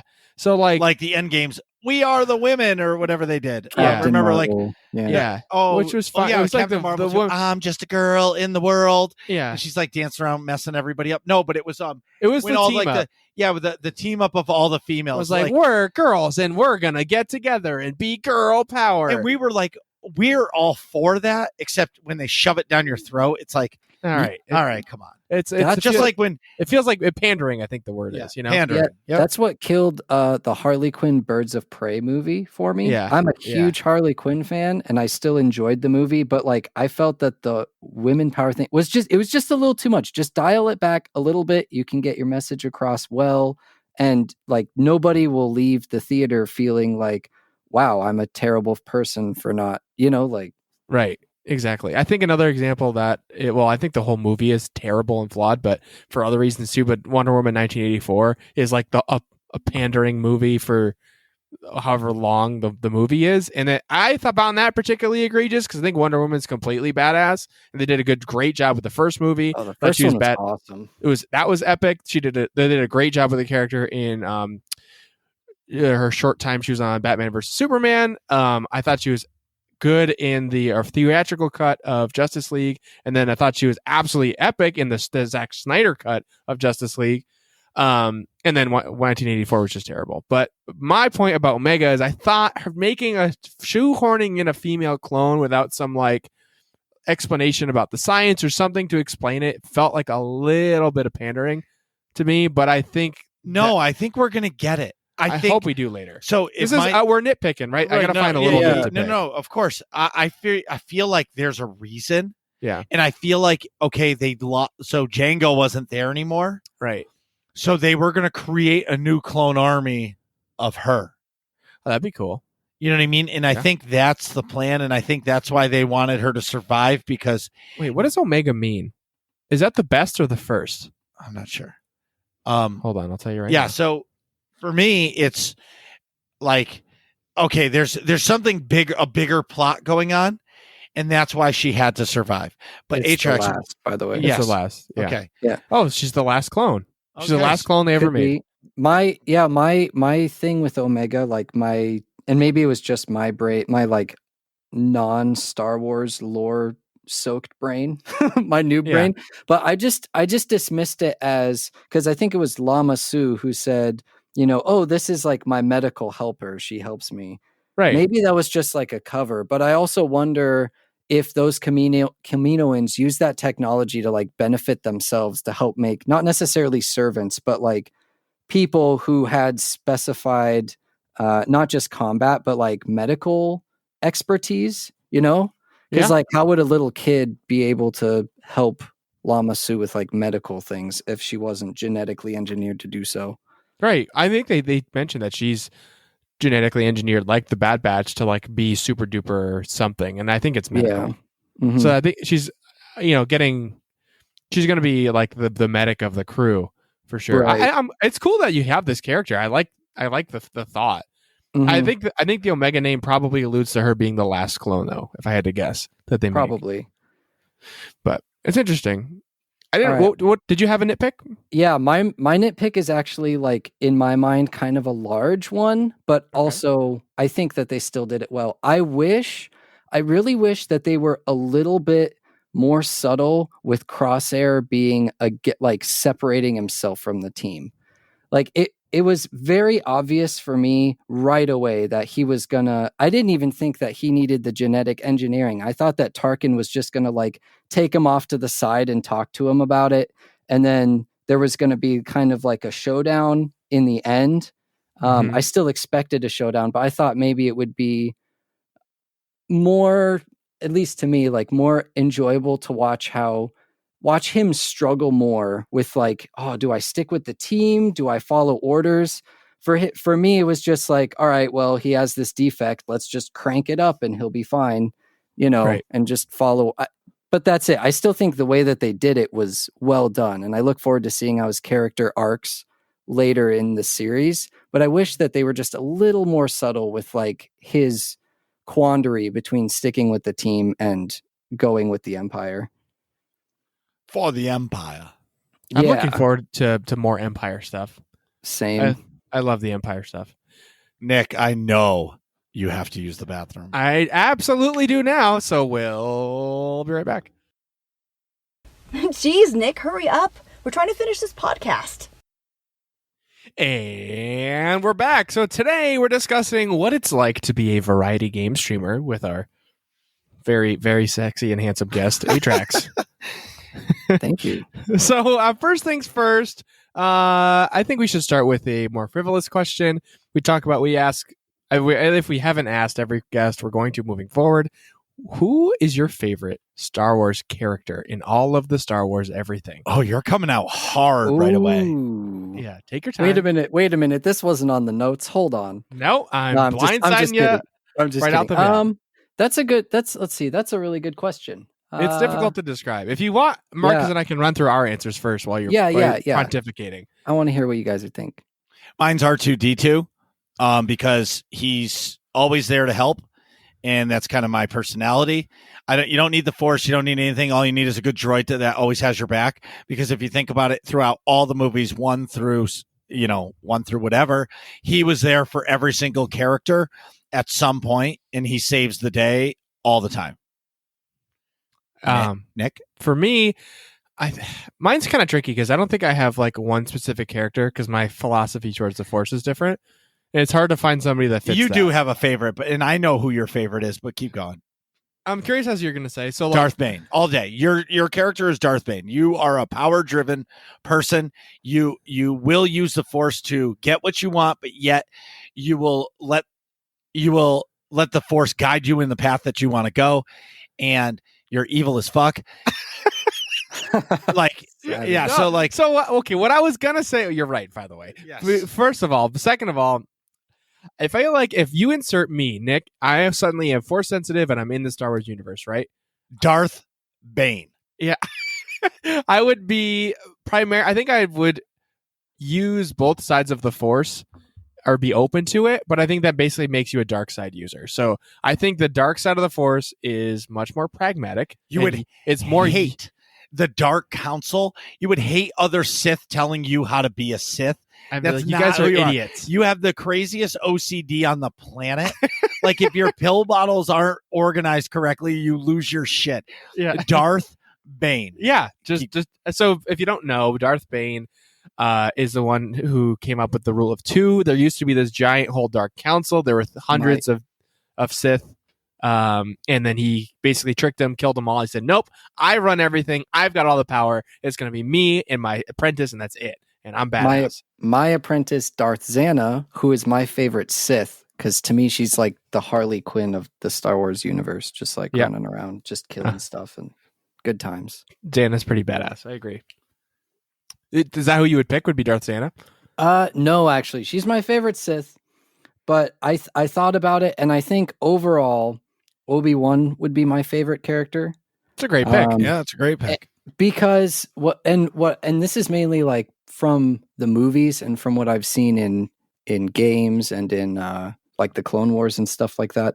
Yeah. I really appreciate his like continuity. Like, Ewan McGregor took such like drastic measures to study and to work really hard on imitating how how Obi-Wan was in the original trilogy, and they worked really hard on like importing that into the Clone Wars and stuff like that. So him as a character, his constant wit, like all the memes, another happy landing and hello there, right, all that stuff. Yeah, that I just love his character and his personality and how the actors really portrayed him and played him. I think is just, to me, that's what makes him my favorite.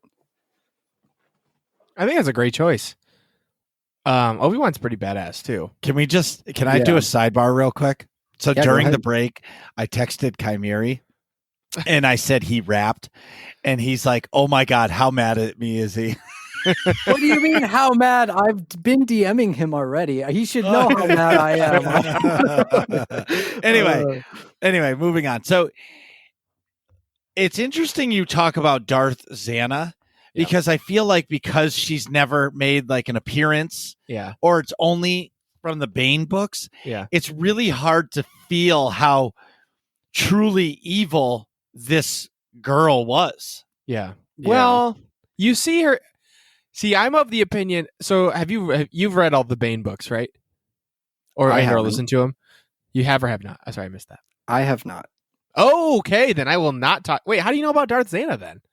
I just did some research when I was playing SWOTOR. I was gonna like do a YouTube series. It's dead now, by the way. It's not coming back. Okay. I was gonna do a YouTube series on like being a Sith for SWOTOR, and I wanted to like study it. So I studied like the rule of two.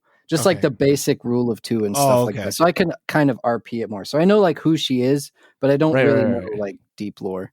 You should. So for me, I have a terrible time trying to sit down and read tech books like from text, but I do really well with like audiobooks, like on Audible. So the whole Bane trilogy is on Audible, and it's fully voiced, fully like sound affected, if that's a phrase, and it's great. I would definitely recommend listening to it like that. Okay. But I don't want to say my point because I don't want to spoil things for you because the ending of the trilogy is awesome. But anyway, back at the ranch. So go listen to it. And so I'm just saying you might know more about Xana post. Yeah, the audiobooks are amazing. Yeah, the audiobooks of Darth Bane are definitely in top tier level. Yeah, I love Audible. But anyway, so Obi-Wan. So Obi-Wan to me is very by the book, but he's like the most badass by the book. I think Obi-Wan, one could argue, is like the most quintessential Jedi that you see in all the Star Wars content. Yeah, but he's very by the book Jedi code. That's how a Jedi is supposed to be. Correct. Yeah. So would you say you're the most like an Obi-Wan, Atrax? Your personality? Kind of in the sense of like for me, you know, Obi-Wan is very like he knows the code and everything, but he does his best to not put himself like in situations where he would be, I guess, like tested to break the code or whatnot, you know, at least from what I've seen. And so he kind of gives that like wisdom vibe of just like, all right, well, this is what I'm supposed to do, but like, he thinks it out and like, what's the best way to go about doing this? And if he can't figure out a way, it's almost like, okay, well, we need to do something else. So at least that's the vibe I get from him, you know, like with him jumping in, you know, hello there. And then all of a sudden all the clones come around and stuff and he's fighting and whatnot. Yeah. It seemed kind of chaotic, but in the end you're like, wow, he really thought it out. It was like well planned. Obviously you couldn't see Order 66 coming, but you know, what he did was like well thought out and planned. So I guess that's kind of where I draw Obi-Wan vibes is. But okay. Speaking of the Order 66, if you remember that the Revenge of the Sith, when that came out, like he was nowhere near the clones. He was way up on the ridge. Right. And he was like, hey guys, I'm going to go check out some more stuff. See you later. It's like, did he know like subconsciously? Maybe he felt it. Yeah. Like he knew something was off and he's like, I got to get out of here because I'm not going to survive. Like his bigger purpose was there. I don't know. For me, that's awesome. Obi-Wan, Darth Xana. Yeah. And also too, Obi-Wan carries like wit even in very serious situations, you know, like another happy landing. That's a really great scenario of like, this was such a terrible thing that just happened and yet we're alive and hey, you know, we're happy, we're down here. Yeah, that's what I like about Obi-Wan too, is he always has like a positive outlook. Right. So let's get into your streaming a little bit. So first and foremost, what is your favorite game of all time? Oh my goodness, this is such a hard question to answer because we only ask hard questions games in general. I know. So I split it up. Tetris is my most played over like all genre, or not all genres, all platforms.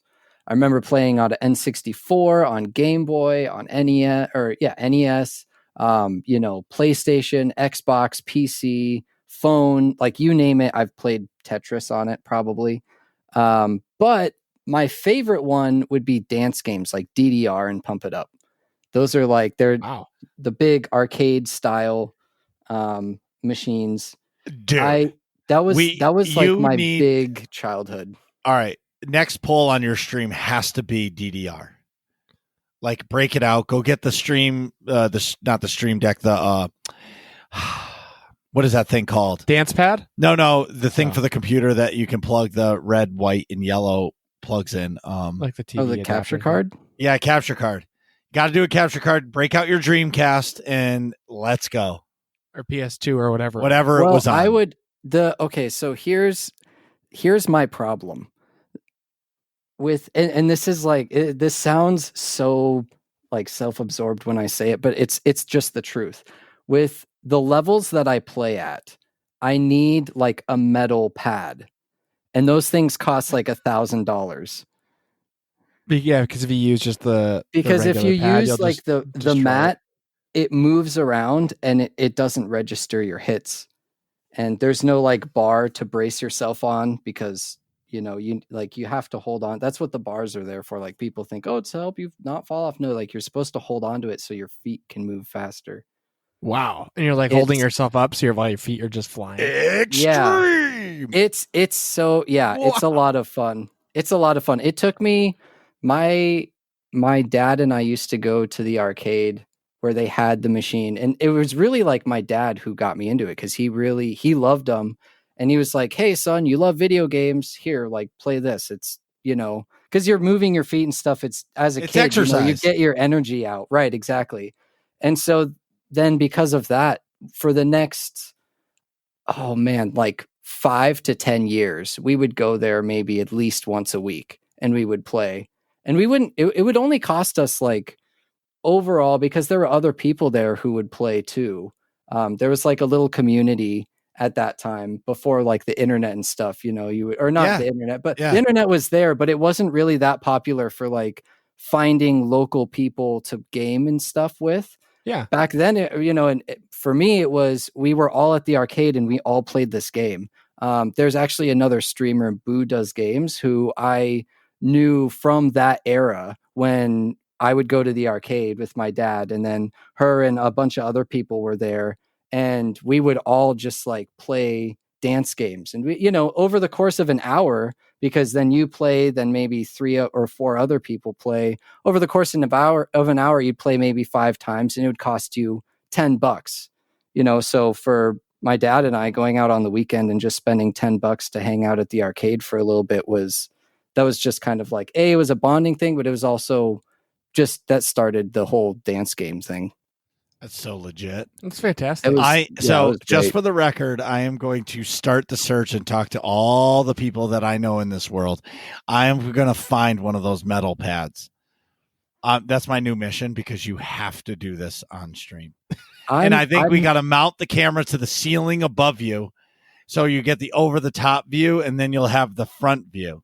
My actual hope is that that arcades, like, once COVID starts letting up, and arcades start to open up, then I'll be able to set up some sort of more mobile streaming thing and like stream at an arcade, if they let me, that is. But of course they would. It will promote their arcade. Yeah, that was like the end goal. Dream and of course, machine.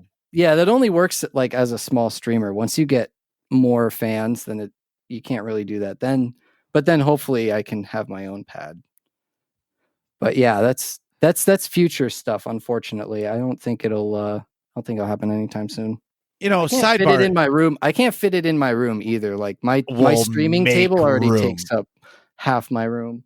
Well, you got a basement where you live? Let's go. Basement is the new dance studio. I have friends that have machines. When COVID lets up, we'll get some of that going for sure. Don't you worry, Marcus.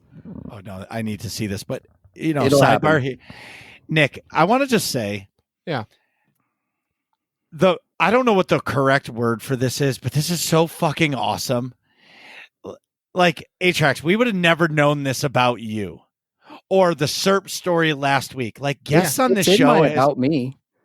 Well, yeah, but we don't read any of that. Like I don't. I'm just kidding. I don't. I know. I'm No, just no, kidding.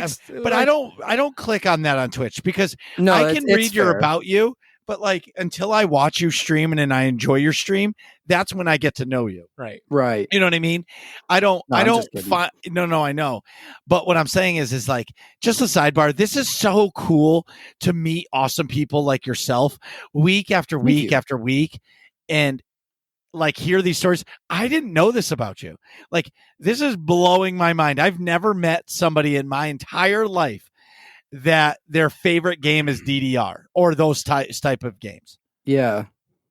And this is so fucking awesome for me because it's like I've never. That's Just not like you've never been into that world. Yes, like looked into that world. That's like it's not somebody. a That's very like somebody popular telling me, thing, "Hey, yeah. well, it is though. If you go to other countries, it's huge." But That's It's true. huge. It was huge here too. well, right, but Not anymore, I guess. But I bet it is. Yeah. And then we just don't know that community. How many people don't like Star Wars? yeah, A lot. a lot. Yeah. Or people that like before I met my wife, she'd never watched Star Wars. Yeah. Now she celebrates May the 4th with us and knows it's a holiday and like decorates the house and all the crafts are that. You know what I mean? Like, Yeah. Like she knows parts of the movie and I'm like, oh, you like Star Wars. She goes, no, I don't. Oh, wait, watch this. What? Luke's about to come out. And she What? turns and look. Oh, nothing. You know what I mean? It's just those little things. So Atrax, thanks. But anyway, Of course. Can I just share a sidebar real quick? yes, I love sidebars. Are you I a- love sidebars. Are you aware of how into Guitar Hero I was? Me? I'm not. Yeah. I'm Oh, yeah, not. I know. So, well, I used to play basically every single day after school for like 2 or 3 hours. Oh, yeah. I think if Did you prefer Guitar Hero or Rock Band? Oh, Guitar Hero for sure. Because the Rock Band controller was just trash, but it was terrible. It was way worse. But it was I pretty think bad. Well, it's kind of like Atrax saying that the DDR mat is trash. yeah, it's If like you're the going to same- play DDR, you're going to play it with the bar in a metal box. right. So the only song I couldn't play was "Through the Fire and Flames," but only because I couldn't get past the intro because I couldn't figure out how to like Tap get it.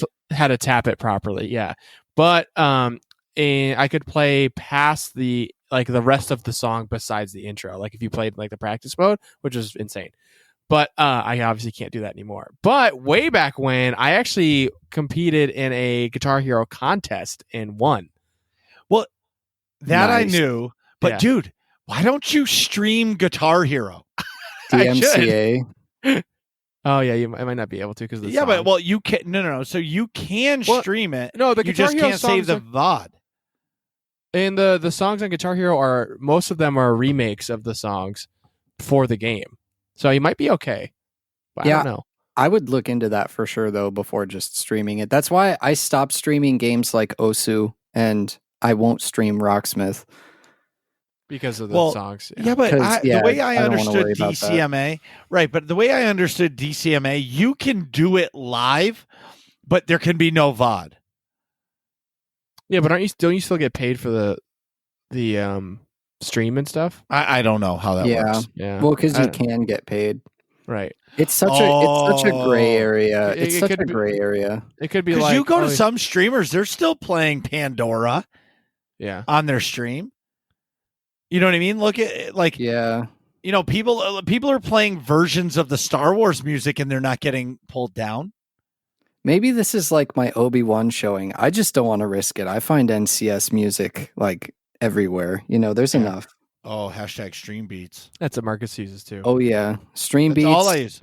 No that's all I copyright use. sounds is good too. Well, yeah, that one's good too. But like for me, yep, with the no copyright stuff, what I like about Stream Beats is I use it in iTunes, so that the levels of it are all the same because iTunes uses like the same filter for all the like the gain of the music, Right.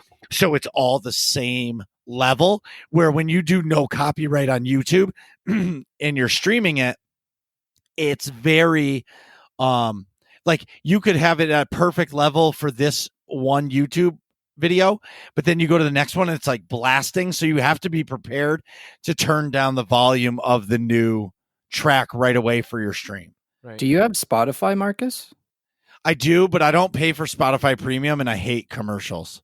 Oh, okay. Because I was going to say Spotify, they released their, maybe they have it on iTunes or elsewhere, but No Copyright Sounds makes playlists on Spotify as well. Oh, I'll they look might on do iTunes. it on iTunes Music. Yeah. Yeah. I pay for Apple Music, but There you Stream go. Beats is free. Anyways, are you a PC or console gamer in your heart?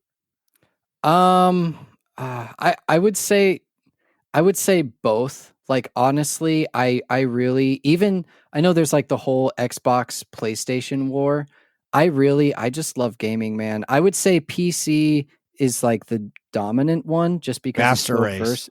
well, it's just versatile. I can play like old games via emulators. I can play new games. I can play games with my controller. I can play games with the keyboard. I can, like there's you can plug in a racing rig as well if you really want to, Shout out to Joey Feta. Yeah. Or yeah. So that's my friend. Really, yeah, it's really versatile, but there's some games that I truly enjoy playing on console. Like for me, even though it's on PC now, I actually still enjoy playing Halo on console.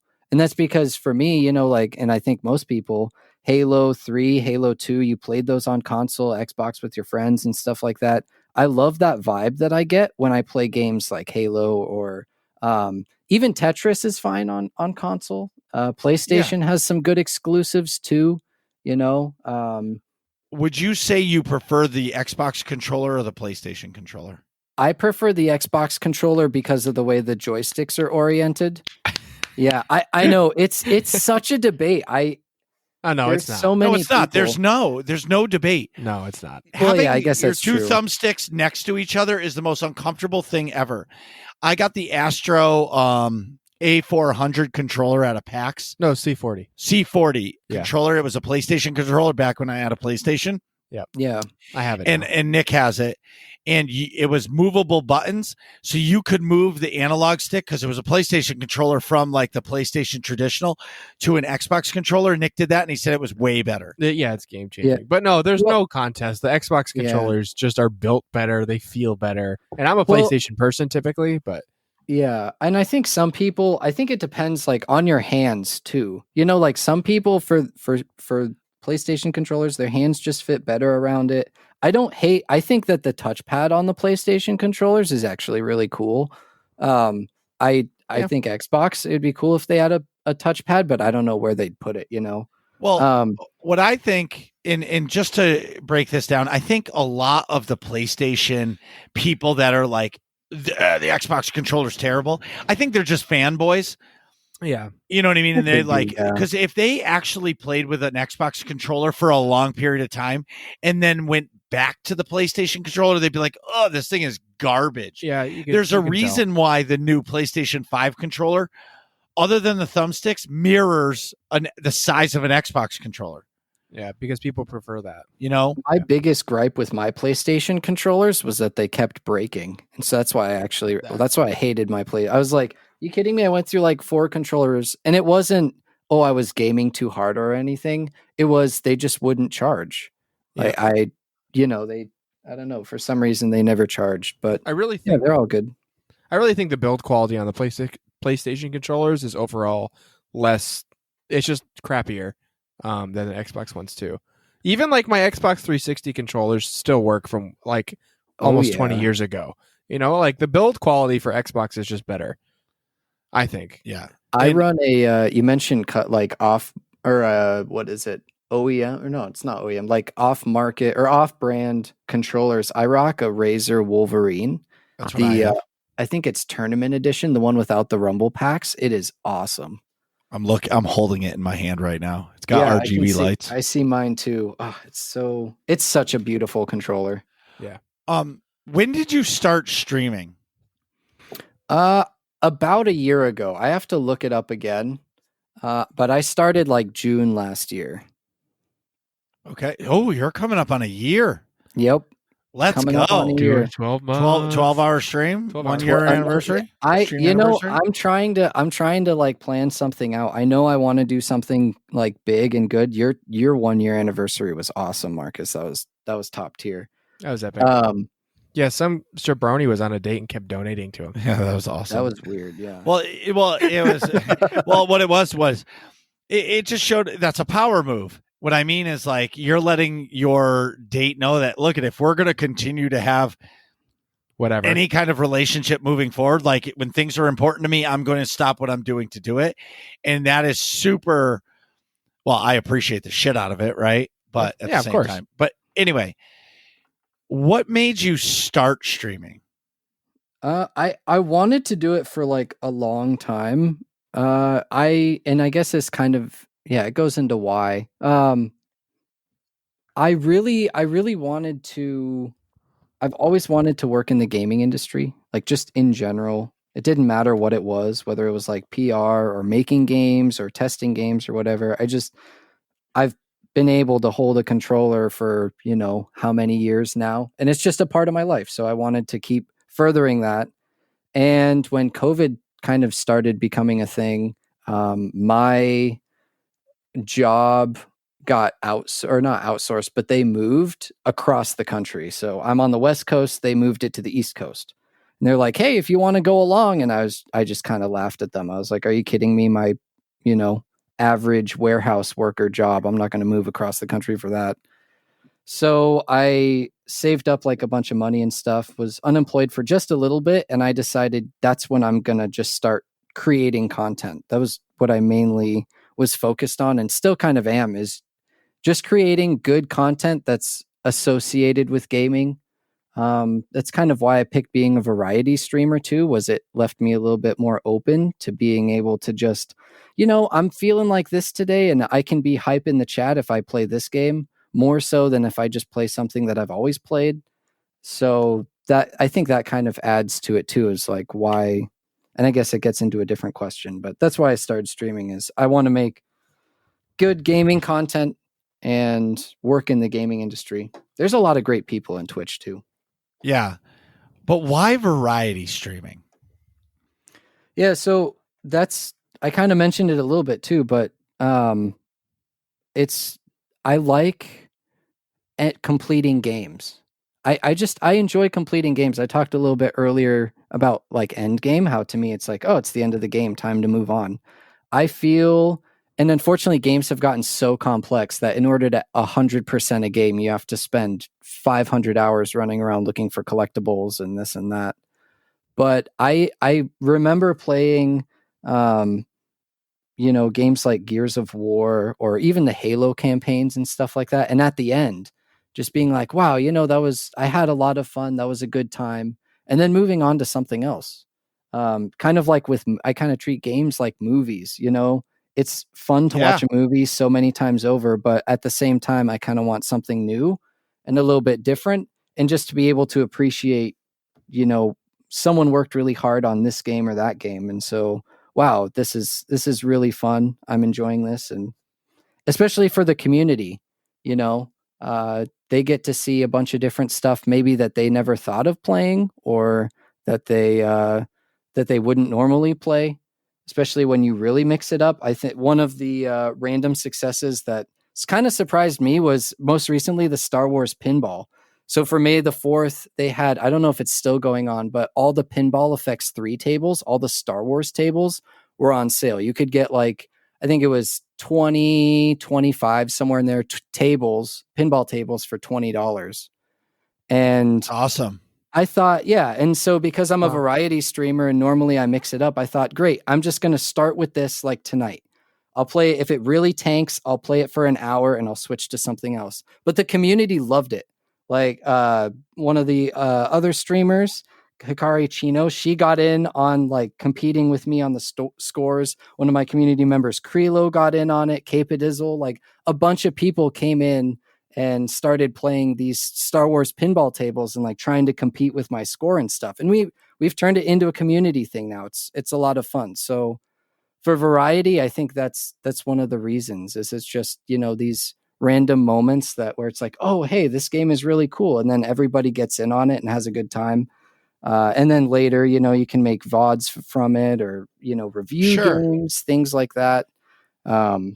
There's a lot for me. There's a lot of reason for variety, And for me, I mostly play SWTOR, right? Mm-hmm. That is my community. Right. As a variety game streamer, do you find it's harder to build a community when you're constantly switching games? I think it's just slower. So for me, I've always tried to make it about my content. I know there's a lot of chat-oriented people, but for me, when I was starting out, the first like 5 or 6 months, the only 2 or 3 people that were watching were my friends. And so I had to, for me, I could, I didn't want to talk to them in chat. And the only reason is because I noticed when I would go into some Twitch streams that had like a couple viewers and they just talked about like personal stuff, I felt kind of out of the loop. And so I couldn't engage them more. At least I felt that way, right, as a viewer. And so I thought, well, I don't want my viewers to feel that way. I want them to feel like, hey, I'm tuning in, like I'm flipping through the channels on the TV and, oh, hey, this looks like a good TV show to watch. So for those couple friends, I thought, okay, well, what can I make entertaining to them, or what do I find interesting? And suddenly I noticed after watching my own VODs too, that it was great. Like I could watch my own stuff back and I enjoyed it. And it gave me the freedom to just play whatever I wanted. And being on Twitch, I really focus on making, like, that's what I want to make, is good content. Like I said, flipping through a TV show and you turn on, oh, wow, this is a great show. You're more likely to come back. It doesn't matter, right? Like you think of popular shows that have been lasting for a long time, like cartoons, like Family Guy and stuff. Doesn't matter what's going on in the show. You just know that you're going to enjoy it because it's funny or because you enjoy the anime style or whatever. So that's the type of environment I wanted to like produce, is no matter where you come from, to be able to come in and just enjoy whatever game I'm playing. That was like my main goal, and still is. Yeah, you are correct when the people come in and they almost look at it as a show, because I do agree. Mm-hmm. I don't even really like, the only TV I watch is if like The Bad Batch. Right now, right. That is the only time I turn on the TV. Mm-hmm. You know what I mean? Or when we watched Mortal Kombat. Right. But other than that, I don't watch TV. I watch Twitch or I watch YouTube. Like if somebody's streaming on YouTube or somebody's streaming on Twitch, that's right. That's my TV show. You know what I mean? And that's where I really appreciate it, because I feel like you were just saying about the Family Guy. You tune into somebody's stream, whoever it may be, your stream, Atrax. I know what I'm getting when I tune in, and I'm not tuning into your channel to watch the game you're playing. I'm tuning in to watch you. Right. You know what I mean? Where vice versa, let's use me. They may be tuning in to watch me do a nightmare raid. Right? Right. Or the people that don't do raiding, they might be there just to watch me and hang out for the show. Same thing with you. That's personally what I like about your stream, is that when I come into your chat or your stream, it's a complete 180 degree difference than mine.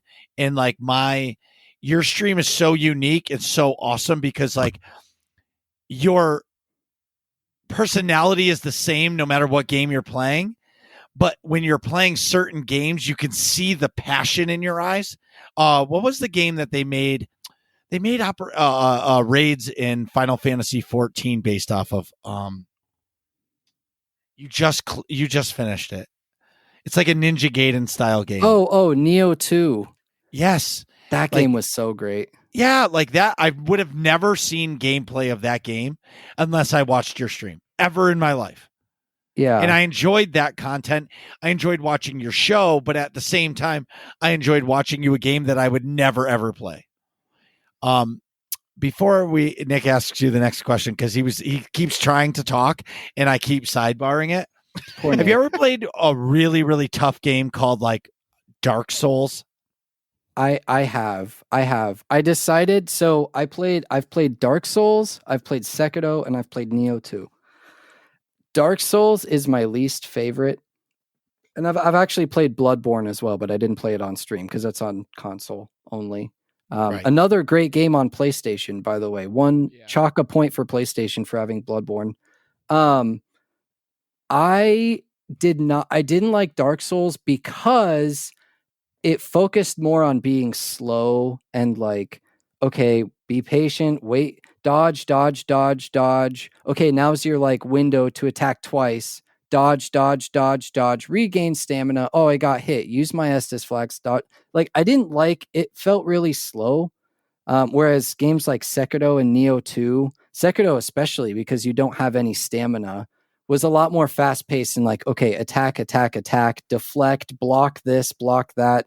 It was just a little bit more exciting, if you will. Dark Souls is fine. The boss fights are amazing and the scenery is great, but like just the slowness of the gameplay, it didn't appeal to me too much. I can understand that for sure. Yeah. So I want to ask, do you have any special moments or one particular stream in particular, or a moment within a stream that really stands out to you throughout your streaming career so far? I have a lot. Being a variety streamer kind of helps facilitate like just all these crazy and wacky moments that have happened because of streaming and playing SWTOR. Really, I got to be on the Streamer Spotlight Sunday with Chimeri, and that was awesome. And of course, now being able to be here, that's really great too. I've had a great time. Yeah, this is great.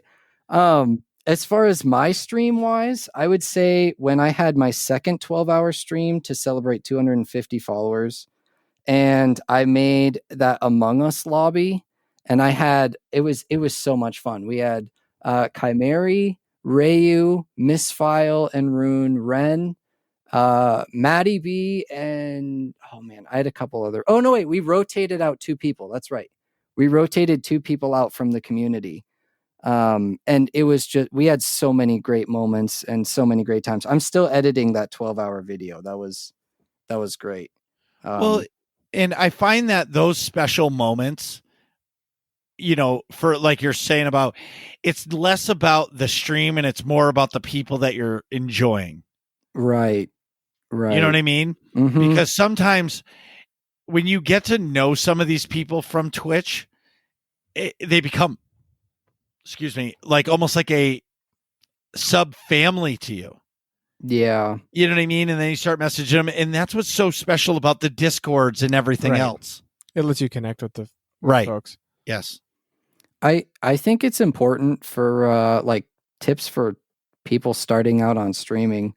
I think it's important to find a group or like just a couple people where you can collaborate with and make content where maybe they're like larger than you, maybe they're smaller than you, but to have that collaboration and be able to share, and you contribute to their content and they contribute to yours as well, and you both like mutually benefit each other.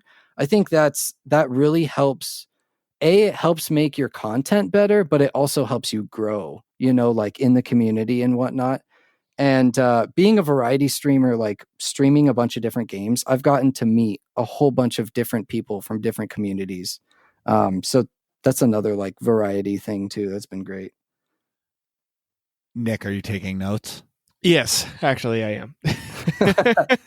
But because I think I would be streaming different games all the time if I had to guess. But yeah, and I'm the opposite. I like the consistency for people to know that I'm playing the same game and know that, yeah, it's good to have a balance of both. Oh, no, there's nothing wrong with either version. I could never picture myself doing multiple games because I get stuck in my ways. Yeah. Well, I just meant like on Twitch as a platform. No, that's what I mean. It helps us all grow. Well, yeah, and we're all connected. It's crazy. I met you through this person, which but I also met this other person because I watched your stream, not because of their stream. And next thing you know, you go into, somebody else's stream that you would never expect to see me, or I would never expect to see you. And all of a sudden you pop up in their stream. You're like, holy shit, Marcus Marauder or the Atrax Pog. Like, what is going on right now? What are you doing here? Right. This is my streamer. not your streamer. They're my streamer. Yeah. Okay. Last question. Do you have any what is a goal that you're trying to achieve for your stream channel? Or series of goals. Yeah. So I guess like big, broad goals would be to make like quality content, to consistently put out quality content that I can turn kind of into a job, like where I could potentially live off of it, even if it's not like I don't have to like blow up or anything, or maybe just have it lead to a job where I can create content in the gaming community. That's kind of like big term goals. Small term goals. I'm about 150 followers away from 500. Woo, woo. So that'll be exciting. We'll have to do something special for that. Of course, there's a year stream, so we'll have to plan that. And then short term, especially, is like being able to edit faster and become a more competent editor and compiler of clips and whatnot. Because what I did for Neo 2 is I did a farewell video, and I would love to do this, especially being a variety streamer, for like every game that I complete or play or stop playing. I did a Neo 2 farewell video where just like to a song from Stream Beats, just played like a bunch of the different clips and kind of a story of, all right, well, in the beginning, Neo 2, I sucked. I got killed by everything. And then me, like beating the final boss and whatnot. So kind of that narrative of, oh, you're such a noob. And then, haha, you beat the game. I want to do one with Fallen Order as well. But I'm so overwhelmed with like all the editing tasks. So that's kind of short term, is be able to put out a couple more YouTube videos, at least in a month or so. Well, we hope that you blow up and you have nothing but success. Thank you. Moving forward, of course. So tell everybody where they can find your channel and what is your say this 10 times fast, stream schedule. Yeah, so you can find me at twitch.tv/A_Atrax. You'll know because it's the A_A. It'll be a nice little gray and blue logo. And I stream Friday to Monday. So Friday, Saturday, Sunday, Monday. And I start around 7:30 p.m. Pacific Standard Time. That's one thing I really also need to, another good goal is to like starting on time more. Sometimes I start right on time. Sometimes I start like 10 minutes late. So if you follow, make sure you turn the notifications on. When you say 7:30 Pacific, so to us East Coasters, so that's 10:30 Eastern for all us East Coasters. Yep. Yes. Tune in to A_Atrax. And honestly, I think that's a good time. Because I start streaming at like 8:30 Eastern. So for you, it's like the same thing. If I found that the best thing ever for me was my starting soon screen has a timer on it, and it holds me to be on time. You know what I mean? I have 10 like, minutes okay, I know I have a 10-minute clock. That 10-minute clock is going to go to 0. I need to be sitting in front of the screen. Click go live, and you've got 10 minutes, and now it's go time. But plus, it kind of gives you a good buffer too. Yep. Yeah, I've got what I do is I have like a very basic page, or I guess not super basic, but I have a overlay that I bought from Nerd or Die that is like a starting screen. I play one song there, and then I switch over to my little intro video that I made. Which is awesome. Thanks so much for being on the show. Thank you for having me. It was a lot of fun. What are you guys talking about in here? Find out next episode of Working Class Nerds.